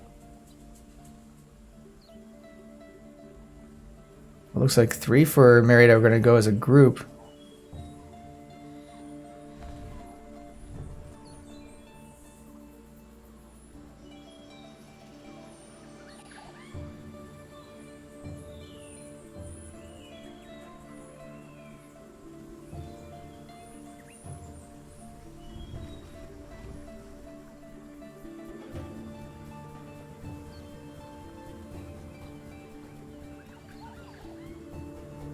So, just trying to see what their plan of attack is.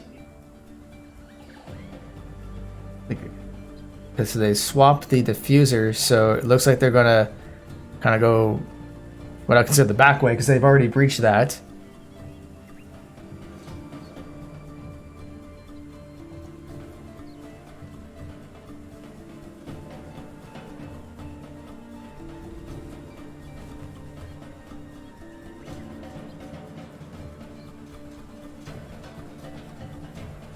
So they still got about a minute 10. So I think they're just trying to figure out the best route to get in.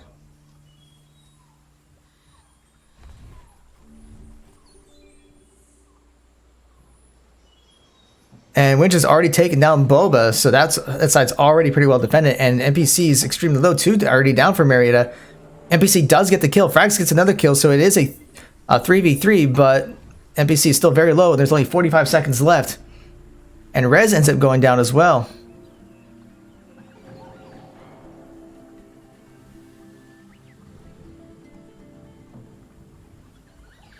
And both for Marietta are extremely low. All that's left is NPC.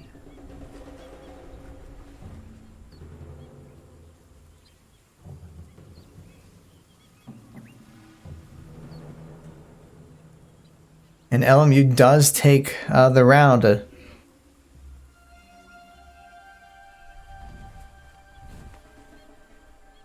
So it's kind of hard to tell exactly. Yeah, it's hard to tell with just one perspective, but it doesn't seem like anything major went wrong. It's just it was tough to get in through the tunnel. They lost a couple people that way. Yeah, it seems like Winja was just right there ready for them. So as soon as they peeked through, he just took out the Bulbite and put some damage on the NPC very early on.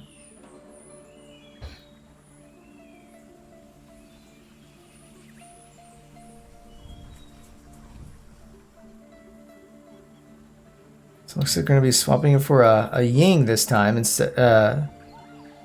Okay, so they still have the Thatcher, but they might swap it.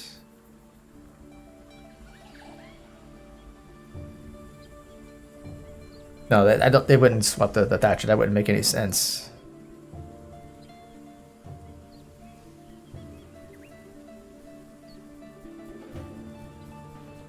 All right, so we're still at match point. So Marietta does take this round, then they do take game 2. We do go to a game 3.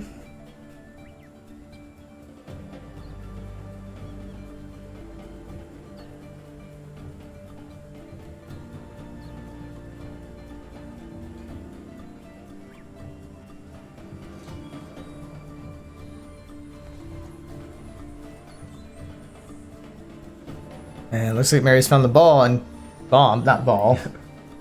And it's our favorite spot.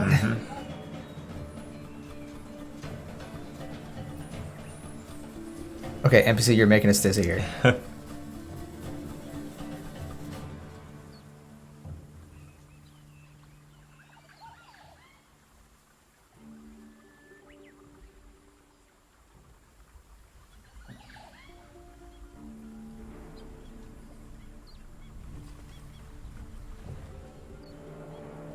So look at NPC's really focused on just trying to get more vision of where everyone's at. Although Winch has already taken down frags. So that's not a good start.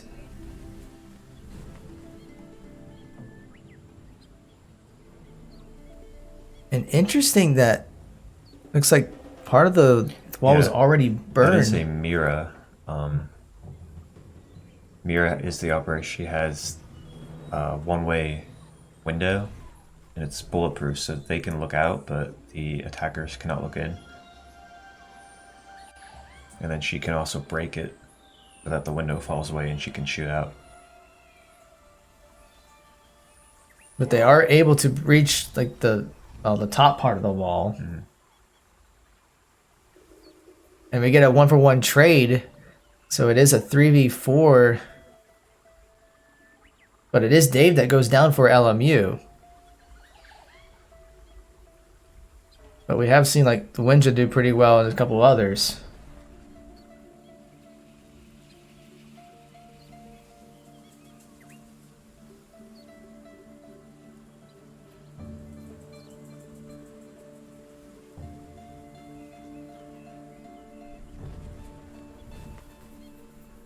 Looks like NPC is going to try a different way in. Well, thought he was going to find a different way in.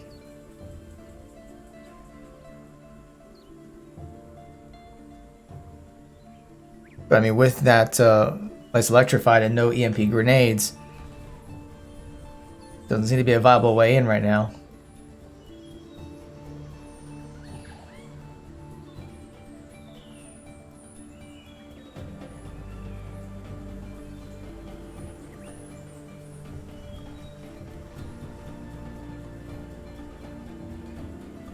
Marietta's only got 40 seconds left, and Winja takes down another, but NPC takes down Bully Hunter, so it's a 2v2.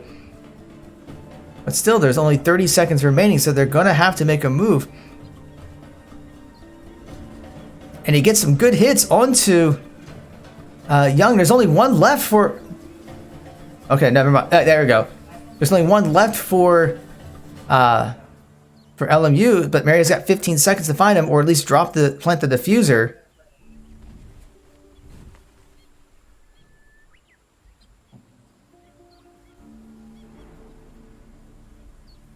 The diffuser's been dropped, and they just ran out of time. Yeah, they saw him there he was in that doorway, sort of watching them, and they're trying to get that plant, but he dropped right before he could.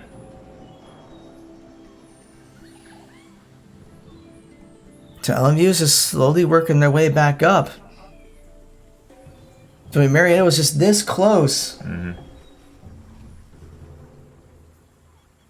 The only thing I can think of is maybe if they saw that last person, so if they were able to finish them off, they would have guaranteed the round, but they decided to try to go for the plant instead.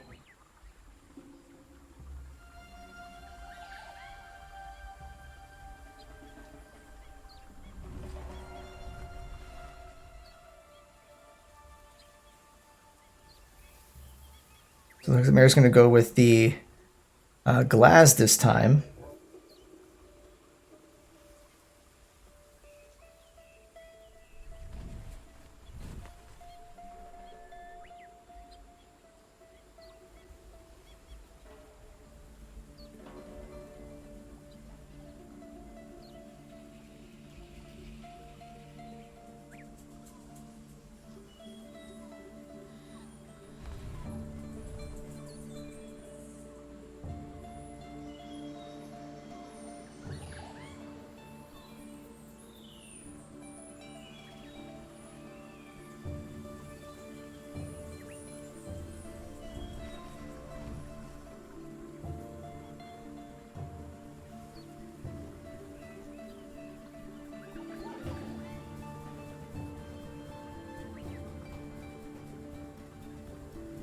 We didn't see any signs that Marietta has found the location of the bomb yet.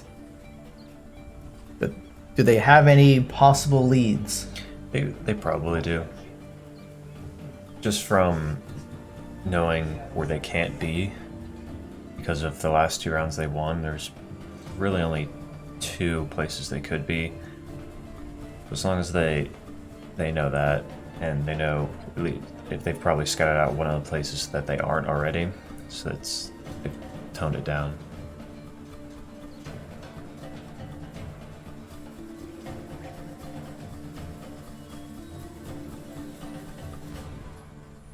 It looks like in fact most of Marietta is going to head straight for the roof. Looks like Capital is down.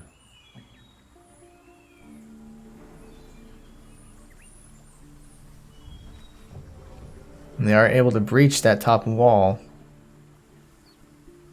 And Capital does get revived, but he's going to be extremely low on health. And actually Lawrence goes down.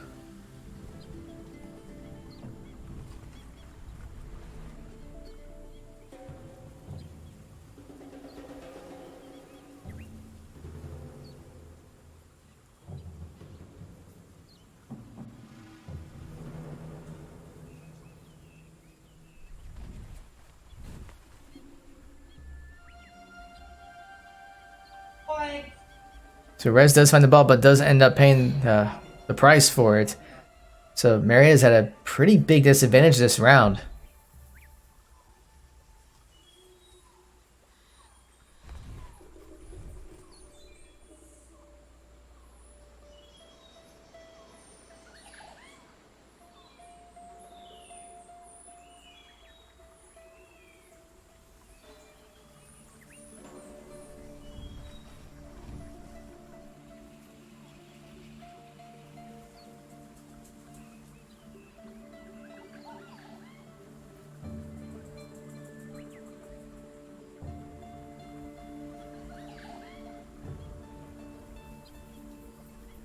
So Marietta only has 45 seconds, but it's going to be really difficult for them to try to infiltrate.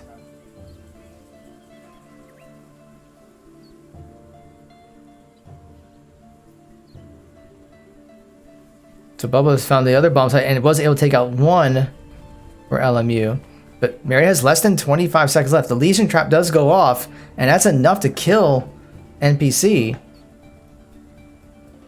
So Bulbaflex is the only one left, going up against 4 people, and he's taking gunshots.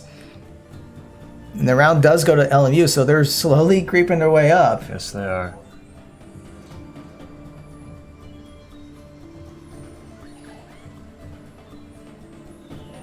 I mean, this kind of goes back to what I was a little concerned with earlier, the fact that Marietta's only 1 game away, and hopefully they can maintain their composure. But after losing 3 in a row, it could get frustrating. It is very much a mental game.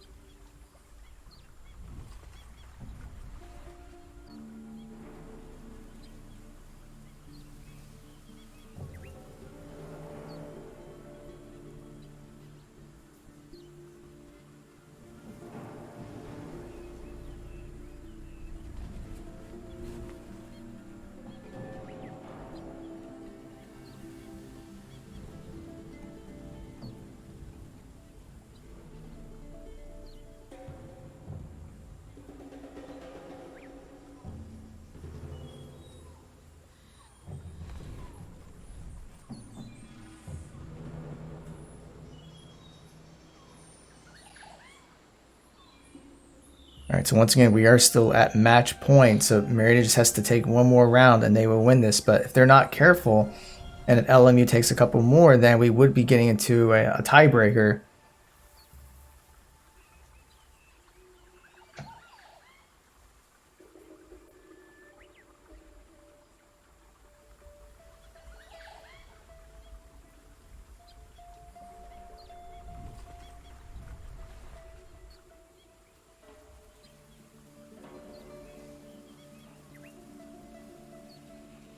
So as a reminder, since I haven't mentioned in a while, the reason why you're hearing somewhat game audio, for some reason there was a issue with connecting to the game server after the ban phase. So we are watching through NPC's perspective on Discord. So we were thankful for that, so at least we can show up one perspective of the game. Still not so sure why that's happening. If we do go to a game 3, I will try to create the lobby again and hope there isn't a connection issue. But it just does seem a little odd. We've been broadcasting almost all of our Rainbow Six games and have never had this issue before.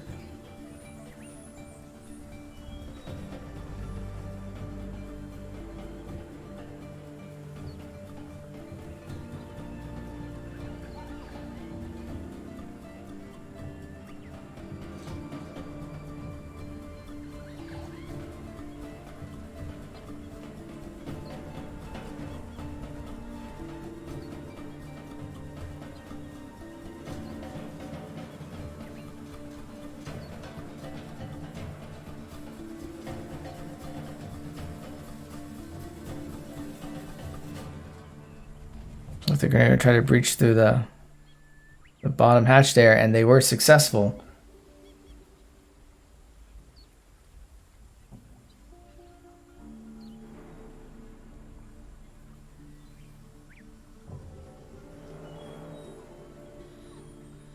Now they're going to try to go through the tunnel. We'll see.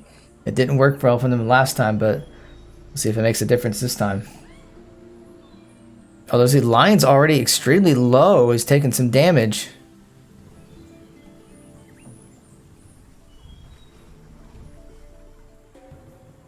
And Rez was able to find one of the bombs, and Bub was able to find the other bomb.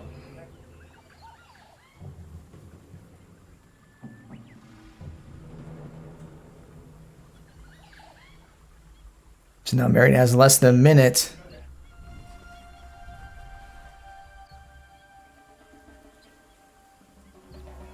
And NPC is already planting the diffuser. Well, he was trying to plant the diffuser.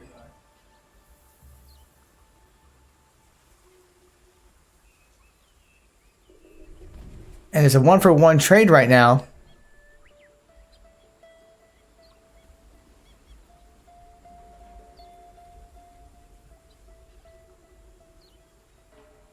I think he's going to try to plant it again. So, I mean, 2 for Marietta are down. He does get it planted, but now they have to defend. So if they can defend this user, they will take the game.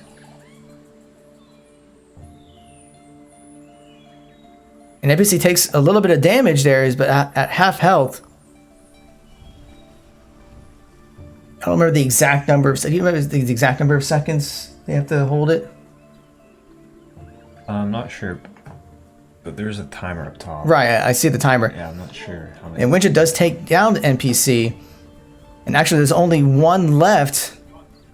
Doesn't matter. They are trying to defend it. And they do take down the rest and do take game 2.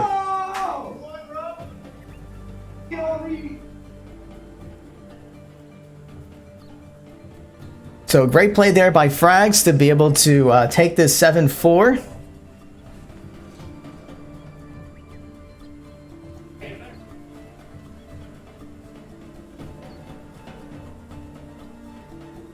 All right, so with that, ladies and gentlemen, we are going to go into game 3. Now, I'm going to try to create the lobby again and hope that things don't go horribly wrong. I could be wrong, but we're certainly going to try. So I'm going to try to go and get this created and edit the playlist. So this one needs to be bank.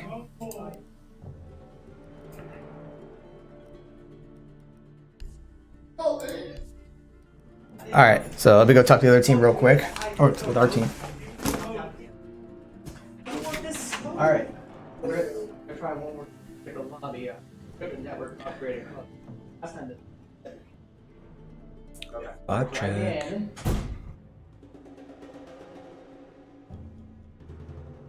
Yes. Yes.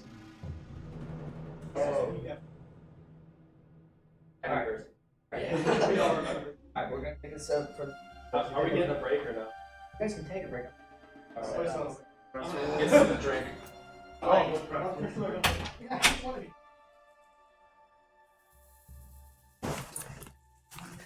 In fact, what we're gonna do is while we get things set up, I'm just gonna go ahead and do a be right back.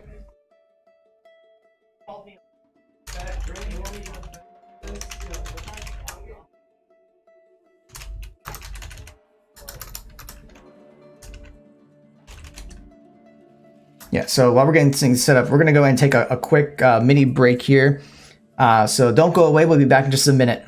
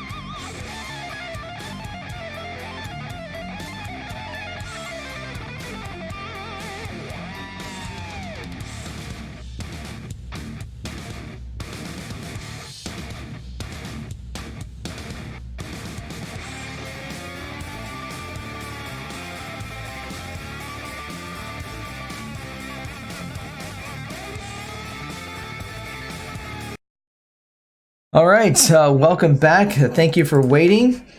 So we are in game 3. So I'm going to go ahead and just get the lobby up on here as we get things set up and just do one more check.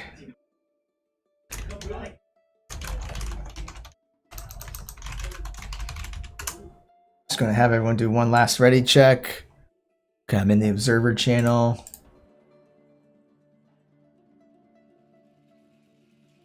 Okay, I do have it set for bank. Okay.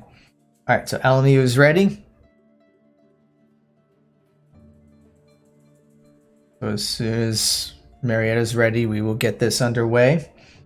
As I mentioned before, we are kind of playing beat the clock, and we are going to game 3. So, although I think at this point we don't have to worry about the clock anymore.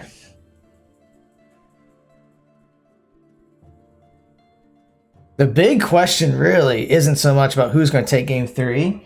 It's going to be, does the connection to the server hold long enough so we actually get into the game? Yeah, hopefully. That's the big question. So if you guys think that we can do this, let's get that hype going in the chat, because I have no idea why. Like, I've been broadcasting this for several weeks now, and I've never had this issue with connecting.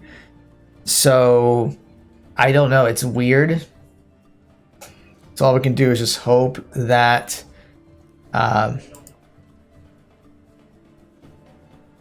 that we're good. I was trying to see. Mary didn't say they were ready yet, right? Let me go check on him.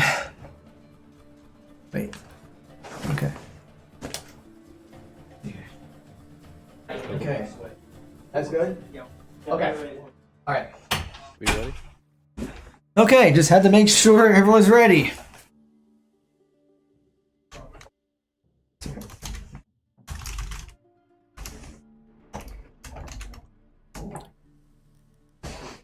All right, start this up and cross our fingers that this works. I got my fingers crossed. They're literally crossed. So we are on bomb. Marietta will be defending, and LMU will be attacking. So let's see who gets banned. So are they in particular ops that you would expect for bank? Not specifically. Bank is a very common map. Let's see. Of course, we got Jackal. Of course.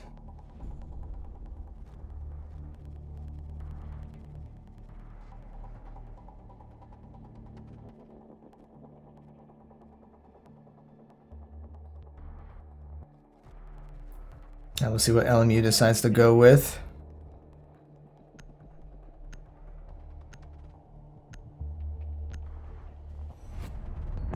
And I do go with the Twitch this time. We haven't really seen Twitch at all, though. I think we saw her once or twice last game. I've never really seen her banned. Yeah, it's just, I find that one interesting. Maybe they just don't like Twitch on this map, so they decided they don't want to go up against it.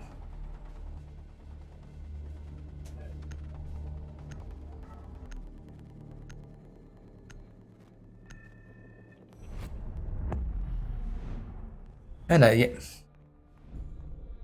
Not gonna lie, I'm a little purple. I mean, Jaeger's a pretty popular champion, but usually not ban worthy. Yeah, and it's weird because now they can't use Jaeger either. Normally he's pretty popular in both sides. We do see Mira being banned. Alright, here we go. Fingers still crossed. Come on, come on. Maybe? Maybe? I think I did it. We've gotten farther than we have before. My fingers are still crossed. Yeah. I'm keeping them crossed. Like until the game actually starts. So let's see what we got here. So with Mary defending Captain Cade, Rogue Smokes, what we'd expect. Now, one thing worth noting, Maverick was not banned this time. Yes. So, and we do see LMU going with that Maverick. So we're going to see if Marietta gets punished for not banning the Maverick. It looks like they start. Actually, no. Ooh, we're seeing some swaps going on here. Although Marietta's going to stick with the Vigil, but will LMU go with the Capital? And they do. Okay. Okay, finger still crossed. Finger still crossed. Come on. Don't you dare crash on me. We're in! We're We in! are in. Alright. Now I gotta remember how to do the controls again. Alright, here we go. Okay. All right, they're in the bottom floor. Popular, common first pick.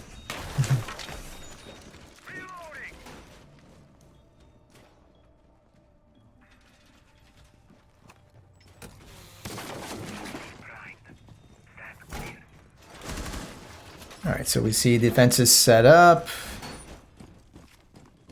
10 seconds left. 5 seconds to go. Attackers must locate and defuse the bomb. Alright, I didn't see any drones come by. So maybe they were searching other areas and weren't able to find it. You can probably tell where it is. Yeah, I always start seeing them heading over here, rappelling up and so forth. Bomb located by attackers. Reloading.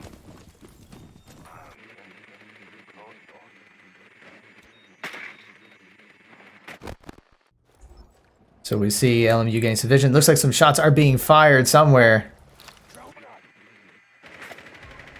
And Frags was able to take down one for Marietta, take down the Winja.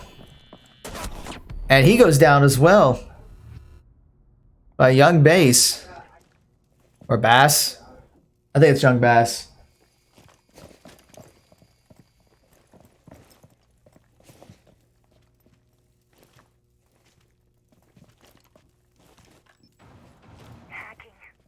We see some other shots being fired. So right now it is a 4v4. Attackers have located a bomb.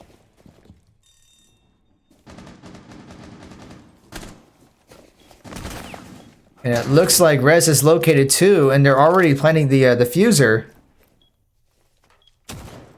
Swapping. Or maybe not. I thought they were planting, but I guess they're not planting. Changing mags. And Dave Diddley takes out Lawrence, so it is now a 3v4.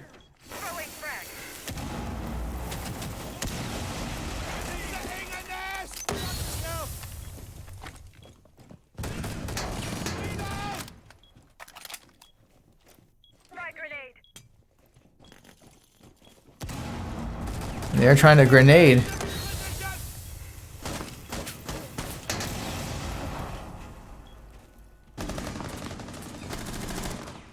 And Boba does go down, so there's 3 already down, 4 down for Marietta. So all that's left is Rez. Attackers. And he does take out one, but it's just too many to overwhelm him. So the first round does go to LMU.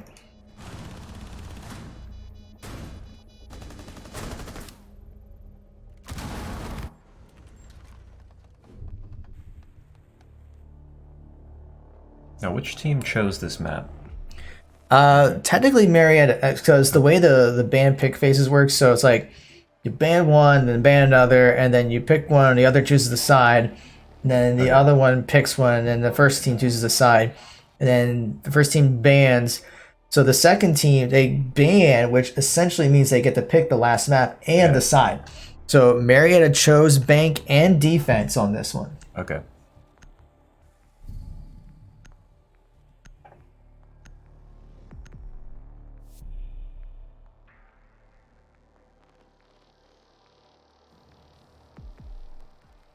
So it looks like Marietta is bringing in the Echo instead of the Cade.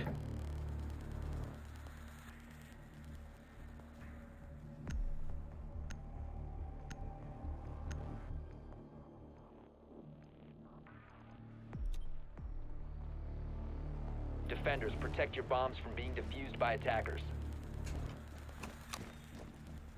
Alright, so it looks like same spot as before. Yeah, they're going for the same spot.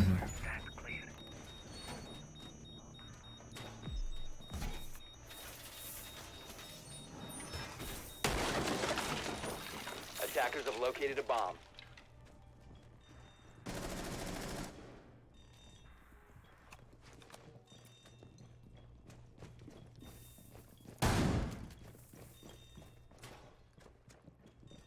Ten seconds to insertion. 5 seconds remaining. Attackers are moving to defuse a bomb.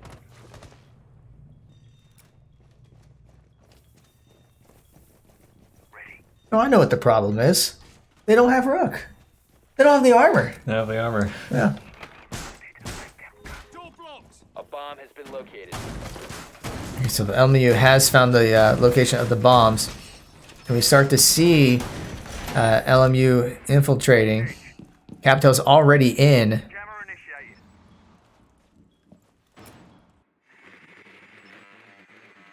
Although that mute is going to make it a little more difficult for him.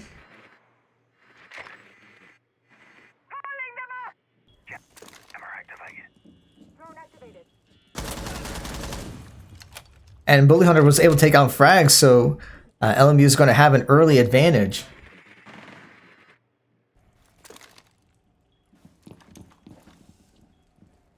Attackers dropped the diffuser.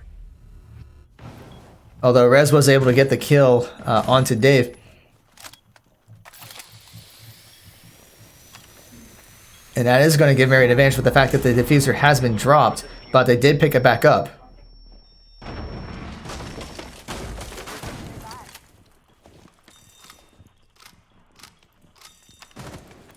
Nest in position.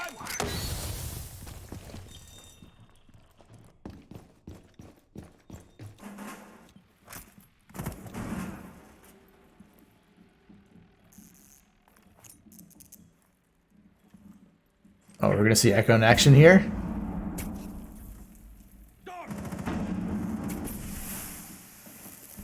They are planting the diffuser. And Rez does go down. Although Boba was able to take out the diffuser. So it is a 3v3. And most of LMU are pretty low. So that Sonic Burst did make a difference. Mm-hmm.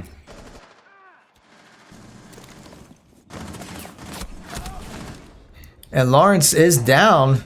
He's not dead yet, but Boba's going to try to revive. And actually, they're going to try to plant the diffuser. Attackers are activating the bomb diffuser. So now it's pretty much going to be up to NPC and Boba to finish off the rest of LMU and then disable the diffuser.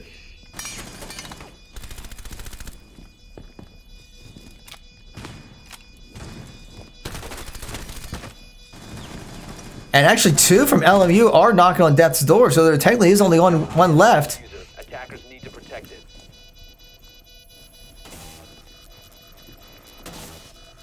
So they are trying to defuse it, and they may be able to pull this off. Bomb diffuser. And they do get it. Very well done. Defender mission successful.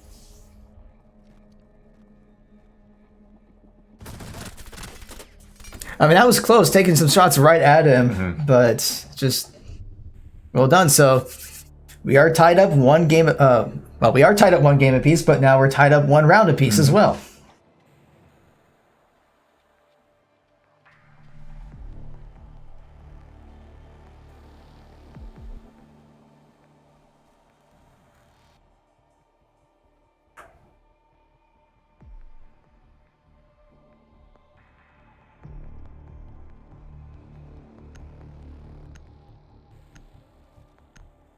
Looks like we see. So they're keeping with the echo because that did work pretty well last round. Yeah. Although we do see the Dokubi coming out, so we'll see if that plays a role in trying to spot out where Marietta. Oh, never mind. It seems like every time I talk about like a different op, they're like, nope, we're gonna swap it. But will they swap it too? Ooh, okay. So then the question is Maverick Marietta's kryptonite? But let's hope not.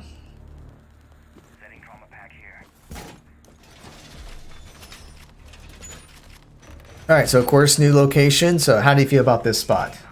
It's a pretty good spot. It's mid-floor, but There's really only a couple places for him to come at you. It's just both sides of the bomb. Attackers have discovered There's the also location of a bomb. third place through the wall that they have reinforcing right there, but they don't have a. They do have a mute to try and defend that, but sometimes you'll often see an operator sit in that room where the Winja drone is to try and guard off that area.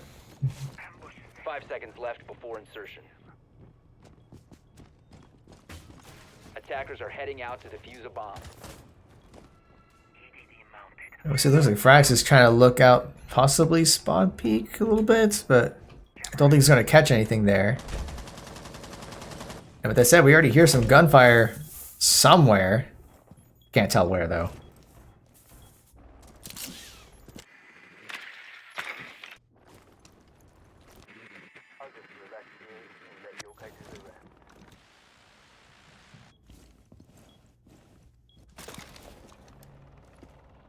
Deploying drone. Attackers have located a bomb.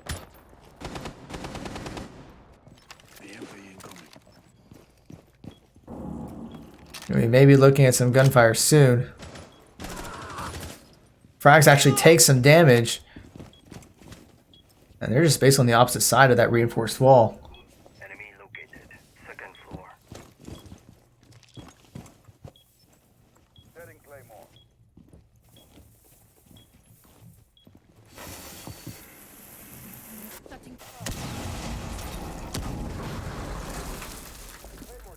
And we see that they're infiltrating from several areas. And Boba does go down. Ready to torch. And Dave actually gets a double kill.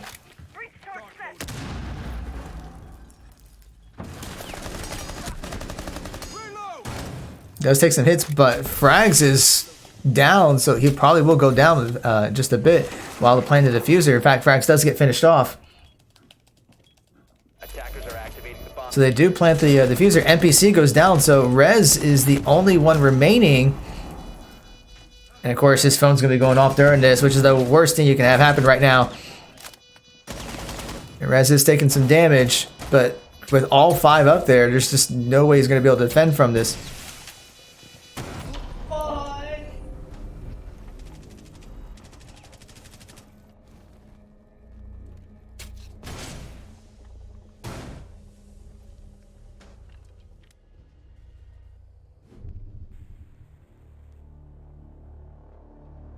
So with that, LMU does take the lead 2-1. I think Dave got 3 or 4 kills that round.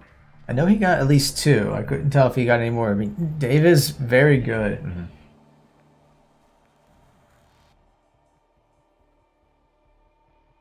NPC looking at Caviera, it's my personal favorite operator.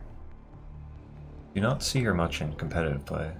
Alright, he does switch out for Pulse, it looks like. Yeah, he's not banned this time, so he can use that to figure out where everyone's at. So what is it about Caviera that you like? We're going back to her. Interesting. So she is a roamer, and I have more of a individual playstyle. So what she can do is has this silent step, where whenever she roams around, she's pretty much undetectable by noise. She's super quiet, so it's very easy to hide in a room and sneak up behind an attacker. Okay, so she's a World of Warcraft rogue, pretty much. Yeah. Okay. And then if you do manage to actually down an enemy, you can interrogate them, which takes a couple seconds, and then you kill them off, and then you can see the enemy team for like a couple seconds. Wow, so it's a little bit like Pulse in that, but you do need to get a kill in order to pull that off. And you and your whole team can see everyone on the other team. That is huge. Yeah. And then we do see that LMU swapped to IQ, and I think they did that because they saw the Pulse. Mm-hmm. But joke's on them, there's no Pulse. Yeah. Attackers are moving to defuse a bomb.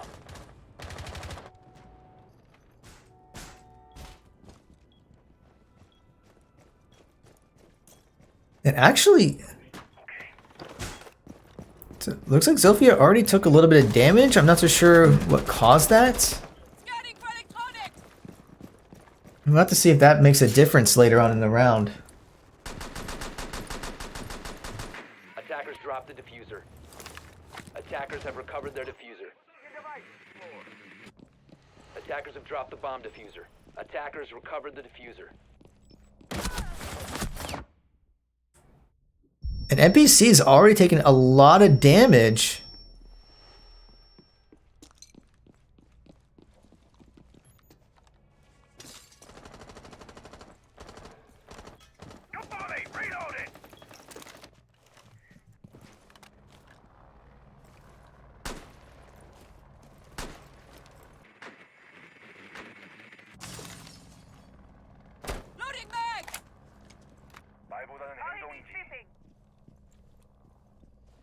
So we don't see a whole lot going on just yet, other than the fact that NPC is very low on health.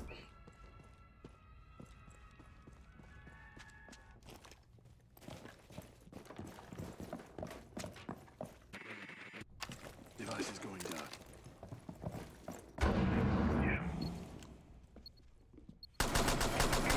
And we do see some shots fired, and Spirit was able to take out NPC.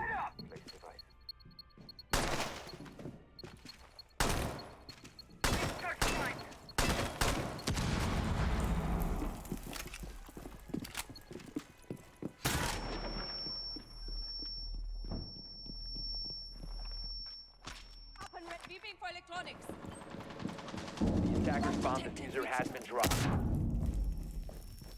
Attackers recovered the bomb diffuser. And Rez does go down for Marietta, so it is a 5v3. Although Spirit goes down, so it is down to a 4v3 with 45 seconds left.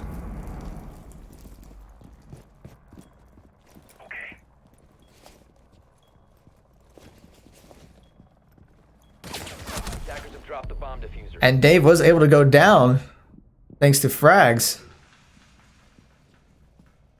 So it's back to a 3v3, and with the diffuser down in 25 seconds, it may be difficult. And out another kill for, actually it's a triple kill for frags. Attackers recovered the diffuser. Although it looks like young Bass was able to pick up the diffuser, but at this, he still has like 10 seconds to try to plant something. And the Legion trap does go off, and he ends up going down. 5 seconds to go. So with only 5 seconds remaining, Recovered their diffuser. and the remainder of LMU does get finished off, so the round goes to Marietta.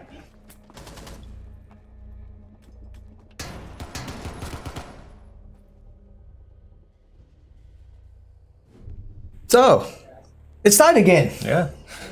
2-all.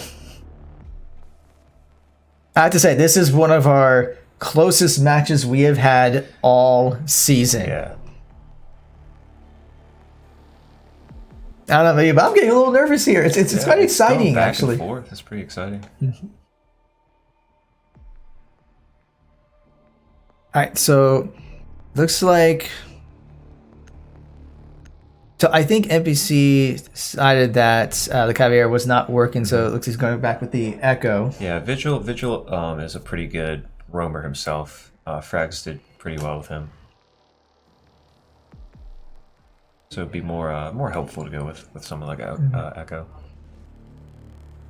And we see, looks like LMU bring out the Blackbeard. And I don't remember if Hibana was in the last game or last round, but I think those were the newest additions. I feel like I should take notes of what was done in previous rounds, but Protect your bombs from oh being well. defused by attackers. I am not a professional caster. I don't even want to try to be a professional caster. You guys know my casting capabilities. There's a reason why I don't get paid to do this.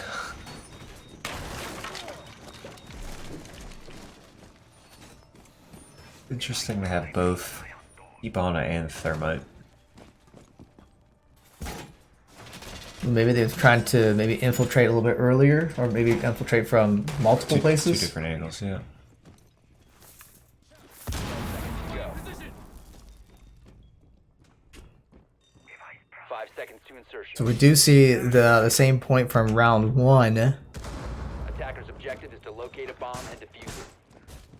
but we'll see how that makes a difference. Looks like we already see some going in through the sewers, or at least try to get some vision through the sewers.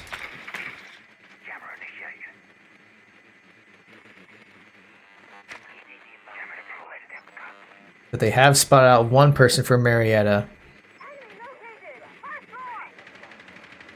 And we already hear some gunfire. Bomb located by attackers. Well, that might just be trying to take out some of the... Yeah, trying to take out some of the drones.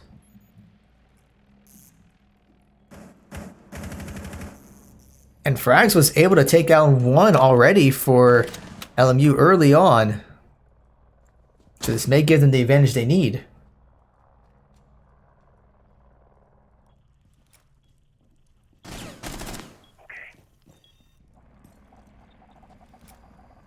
And I think Frags knows there's someone down there. And he does take a hit. Actually, it's at less than half health now. 말보다는 행동이지.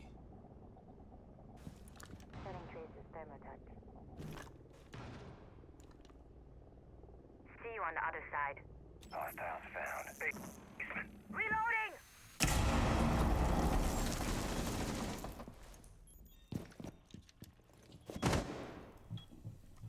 Flashback! And I think Rez knows that there is one up there. And Frags does end up going down, so it is a 4v4 with about a minute left in the round. And actually, Lawrence goes down too.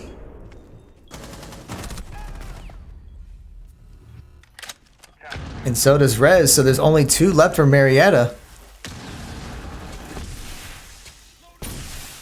Although most of LMU are about half health, but they are planning the diffuser, so it's going to be up to the NPC and Bobaflex to try to stop this. Attackers activating diffuser. Defenders have eyes on the diffuser. Attackers need to. And Boba does take out the Winja, but they are going to have to take out the rest and take out the diffuser. And Boba is down, so all that's left is NPC.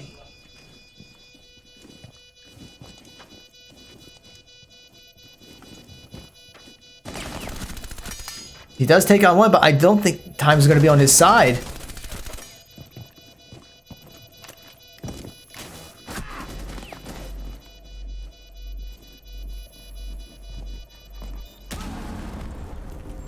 I was hoping he saw that. Yeah. It's unfortunate. Mm-hmm. Although he did make a very good effort. Yeah, I mean, you did what you could.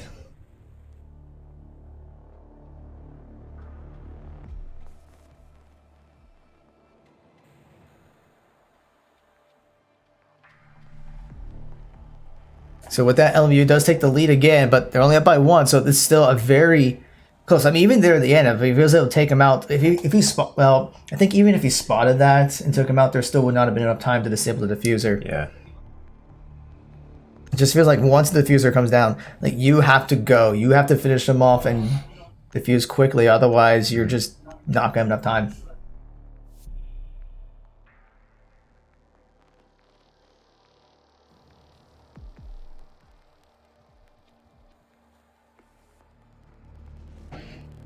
It looks like instead of the mute, that they do go with the rook this time. Gotta armor up, right? Armor up, yeah. Hopefully everyone picks it up this time. Yeah, I forgot to yell at the team for that one round where they didn't get the armor even though they won the round. It's too late now. Okay, we see 3 picking up armor. Okay, there we go. The 3 have armor. So it's just a matter of NPC and Lawrence getting their armor.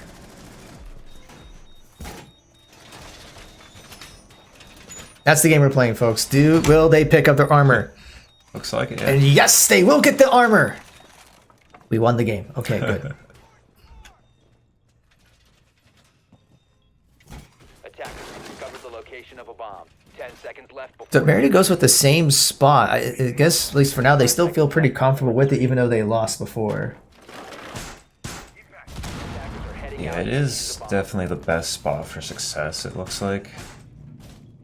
There's not too many points of entry for the attacking team. They have a strategy down, it's just a matter of like implementing it. They know what to do for sure. The defense is pretty solid. Mm-hmm.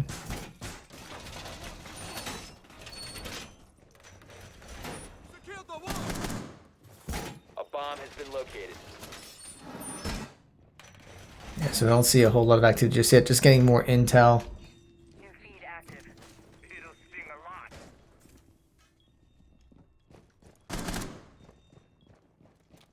Although it looks like Bounty may be... Not Bounty, but... Bully Hunter, not Bounty Hunter. I apologize. Maybe trying to get some more info. Going live. And Frags takes some damage.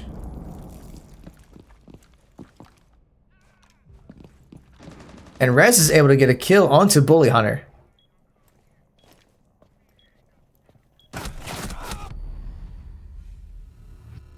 And with that, the Winter was able to get, because he was up top. Yeah, he's up top to finish him off. So it is now a 4v4.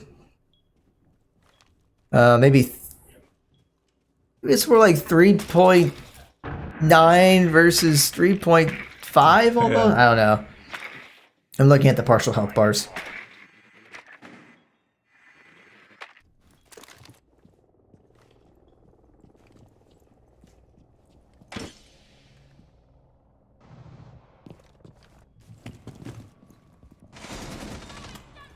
So NPC does take out Spirit Mode, so it is a 4v3 in favor of Marietta.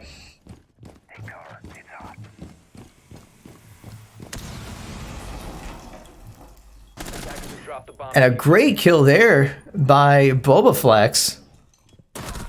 Although he goes down shortly after that. But it's still a 3v2 in favor of Marietta. Make that a 2v2. And the Winch is just doing pretty well here. But they only have about 25 seconds. He still has to pick up the diffuser. Attackers recovered the diffuser. The attackers bombed. And he does end up going down. And there's just one person left. Although Frags is finished off. This is a 1v1 at this point between Young Bass and Lawrence.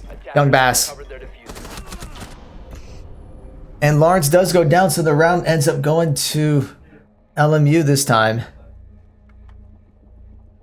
I mean, that one was a close round, but this Young Bass was able to get the jump on Lawrence.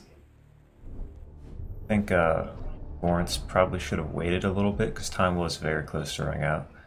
And it would have been a defender win if he just waited it out because they wouldn't have been able to plant the bomb in time. I don't know if it was so much that him waiting, but I think Young Bass knew that he didn't have time to plant, So or if he kinda tried just to, he'd went have been after. vulnerable. So I think he was looking for the kill and found him. Mhm. So now the roles have swapped. So Marietta will be attacking and LMU will be defending. So we see interesting picks. So we got the Nomad, the Monty coming out, Maestro for LMU. So some interesting picks here.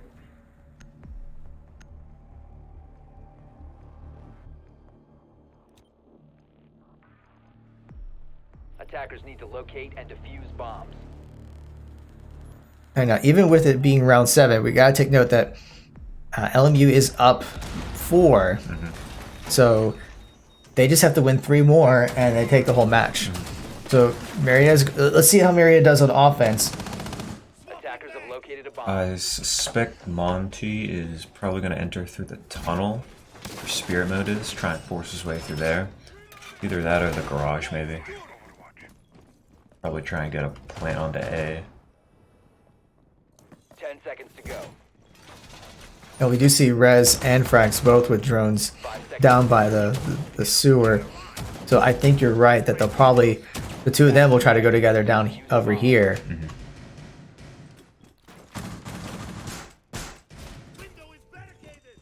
Yep, there they are.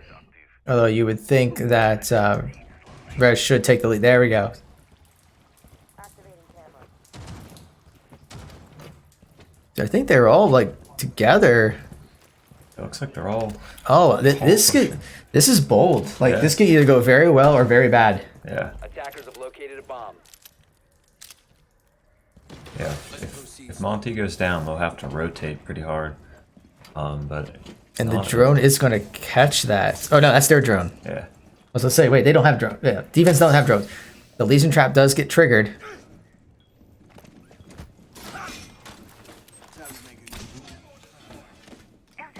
Stay behind me. He is going to get spotted. I'm out of ammo. Start. They have to know that they're all there. Follow me. We have this.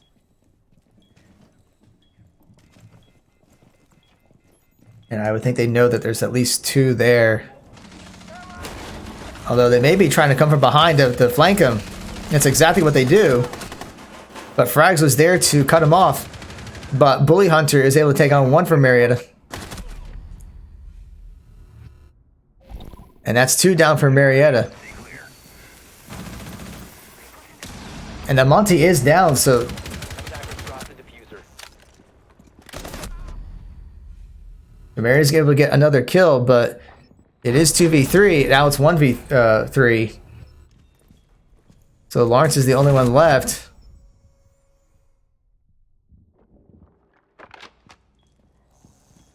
And he has to take out 3. Attackers have recovered their diffuser.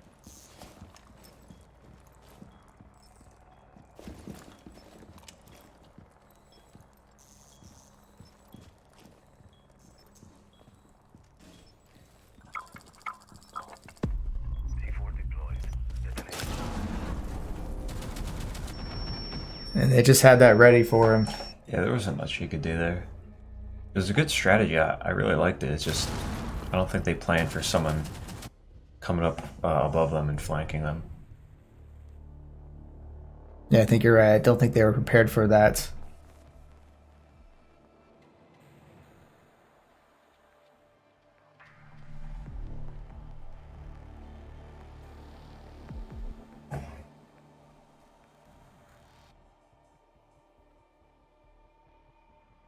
So we'll see if Marietta makes any adjustments.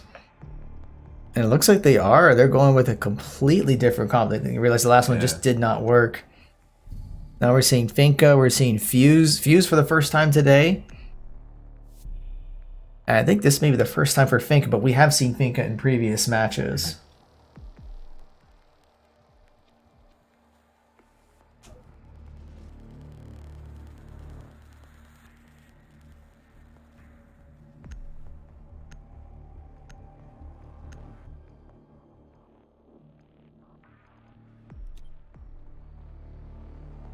Defenders, protect your bombs from being defused by attackers. Oops, too far. There we go. Alright, we'll see if Marietta can make any adjustments because LMU is 2 wins away from taking the entire match. So hopefully Marietta can try to make some form of adjustments. And we're seeing a completely different composition. Attackers have located a bomb.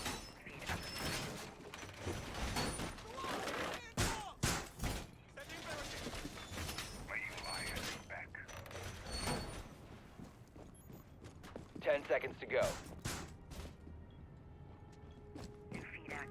5 seconds left. Attackers are heading out to defuse a bomb.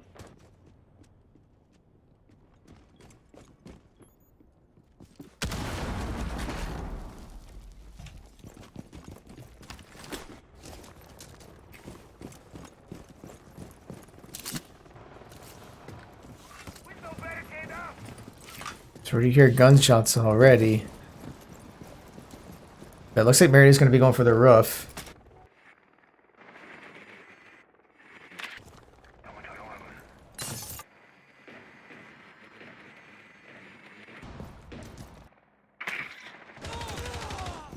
And Rez is already down for Marietta.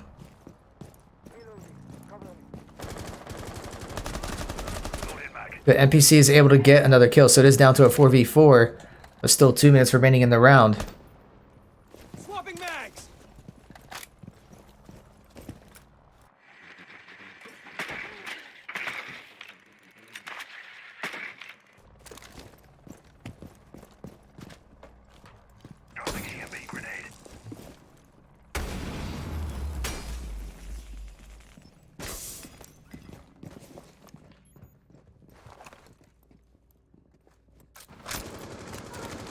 We do hear some shots being fired, and Spirit Mode's getting very low in health, but Boba takes some damage as well.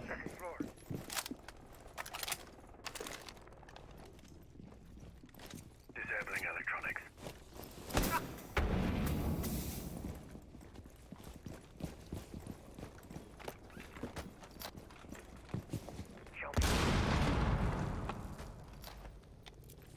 Special charge.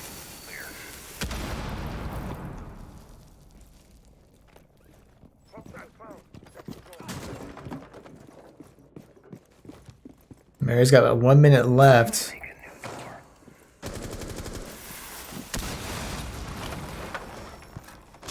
Line deployed.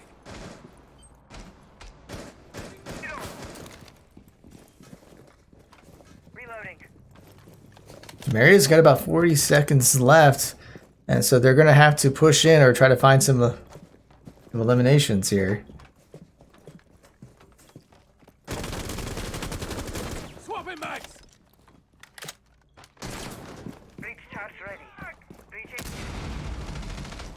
Spirit Mode is able to take on one from Marietta, and another one from Marietta goes down. 20 seconds left, so it is a 4v2, and Lawrence is taking some damage. 15 seconds left. So it is up to Frags to try to get something. He takes down one. He's got to find two more. He does take down two, but the third one finishes him off. That would have been amazing if he came back from that, Yeah. but... Oh, man.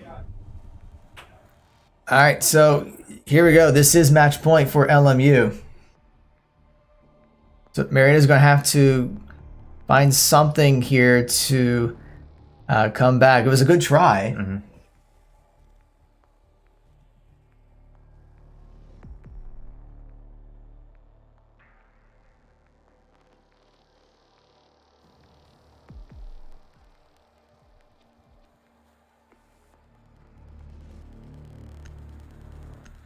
So we see Marietta is pretty much going with the same comics that they're bringing out the Ying this time. Unless there's any last second swaps.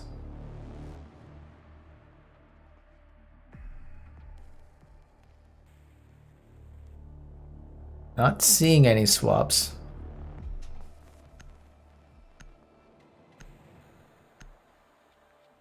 Oh, there is a swap. So, Valkyrie for Valkyrie. Okay. Attackers need to locate and defuse. All right, so here we go. Round 9.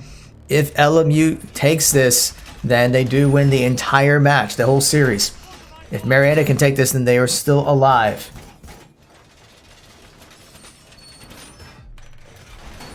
So the question is, can Marietta come back to win this?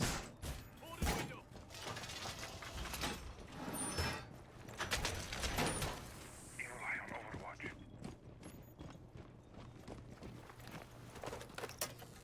Place device. 10 seconds remaining. Camera activated. 5 seconds to go. Evil eyes ready. Attackers are moving to defuse a bomb. Don't see. Reloading.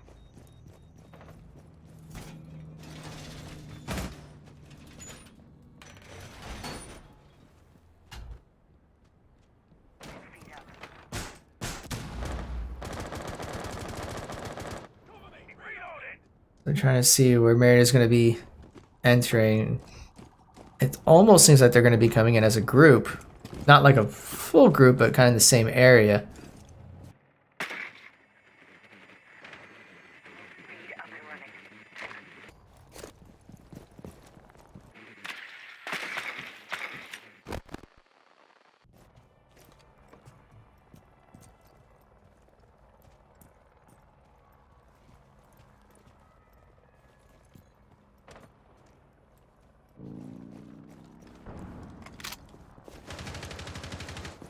And Lawrence gets extremely low.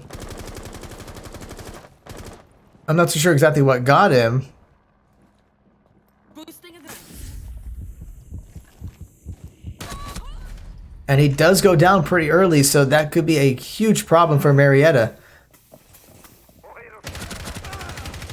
And Bully Hunter is able to get another kill. Shell!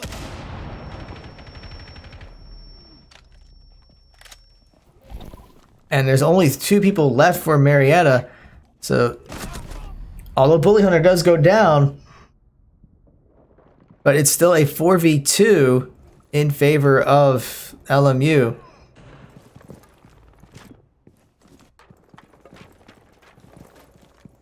Although a couple from LMU are at half health, so if Marietta can get the jump on them, they might be able to fight back.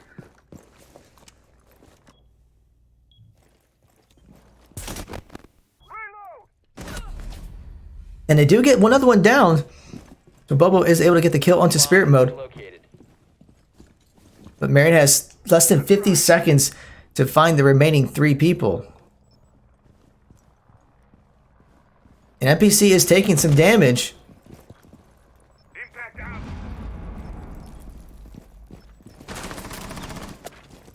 And he's pretty well pinned. 30 seconds remains. Reload. Attackers dropped the bomb diffuser. And he does fall. Bubba's able to get another kill. But this match now rests on Bubba's hands. And unfortunately, he does get finished off.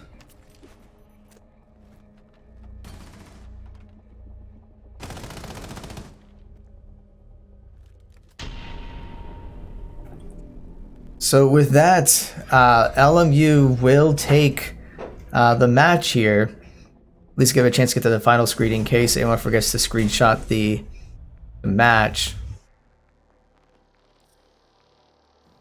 Alright, so with that, Marietta does fall to LMU 1-2. But I have to say though that despite the fact that it was a loss, we are seeing improvements. Yeah, it was our closest game yet, and we took a round pretty solid. Pretty solid game there. It was 7-4, I think, the one that they won on Clubhouse.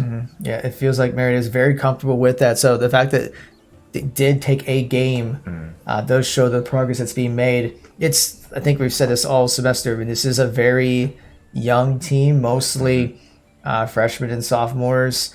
So just the way they've been progressing so far this semester, I'm very excited to see what's going to be the future for them.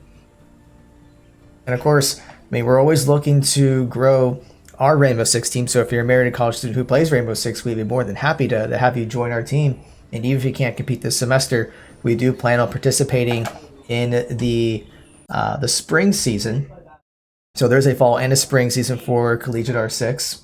So you're always welcome to come check that out. If you're a high school senior and you're looking to play esports at any college, you can always come consider Marietta College Esports. We do have a variety of teams: League of Legends, Overwatch, Rocket League, Fortnite, Rainbow Six. We had our PUBG team compete earlier this week. Unfortunately, they didn't make it to the top 16. They were ranked 17, so close to make it to the grand finals. But overall, they performed well, and they do plan on participating in the spring season for that. So we have all that going on. Once again, as a reminder, that our next match will be this Saturday for our I almost said Rocket League, but it's not Rocket League. It is Overwatch. They will be playing against Northwood University, and that will be at 11 o'clock. So please be sure to come back here Saturday morning at 11 a.m. And then, as mentioned earlier, I'll go ahead and pull this up because I can. So if you are part of the Marietta College family, we do have our League of Legends World Finals watch party. So it will be G2 versus Fun plus Phoenix in a best of 5 series that is going to be on Sunday, 7 a.m. And the reason why it's in 7 a.m. is because it is taking place in Paris, and we want to watch it live. We don't want to watch the rebroadcast and be spoiled on it. We want to actually watch it when it's happening. So if you are a Marietta College student, faculty, staff, you are welcome to come by the gathering place. We will have the match up on the projector on all the TVs. We will have food. We will have coffee. So if you're not a morning person, I'm not a morning person. So I don't even drink coffee, and I might take advantage of it. But please be sure to come check it out. If you're one of those that goes, I don't know anything about League of Legends, why would I want to come check it out? This is actually a good time to come check it out because you get to see some of the best players in the world. Watch it, be able to see it with some of our players as well. And that way you can learn more about it and see how exciting this is. I mean, just to give an idea, last year for the 2018 World Finals, I think there were like 99.6 million people watching it. Which is nuts. Yeah. So this is like the Super Bowl of esports. It's probably the biggest esports event all year. Oh, absolutely. So please be sure to come check that out. We would love to have you. So from all of us here at Marietta College Esports, thank you again for watching. And I don't think I've been throwing my shameless plug yet. If you haven't followed us on social media, please be sure to do so. Yeah. So we did have to do our last minute announcement about this. So if you want to make sure that you're aware of any other last minute announcements, please be sure to follow us on Twitter at Marietta Esports, Facebook at facebook.com/Marietta College Esports, and then all of our matches on our YouTube channel. So bit.ly/Marietta College Esports. So this match will be up a week from today on our YouTube channel. And of course, if you can't wait that long, please be sure to subscribe on our Twitch channel. You'll have instant access to all of our VODs, our emotes, and all of your support does help us out. Just to give you an example, earlier today, we got some decals added to the room. So we're starting to kind of poof up the room a little bit to make it look like an esports room and not just a room with a bunch of blue and white gray walls. And your support has helped make that happen. So thank you so much. So your subscriptions do make a difference. If you are not able to give a subscription, that's fine. Please be sure to follow us on our Twitch channel. If you have Twitch Prime, you can also use that to help support us. And if you have Amazon Prime, well, you already have Twitch Prime. You just got to connect your Amazon Prime to your Twitch account. I think that's all the shameless plugs I have. I think that's it, yeah. All right. So thank you again, and hope you enjoy the rest of your evening.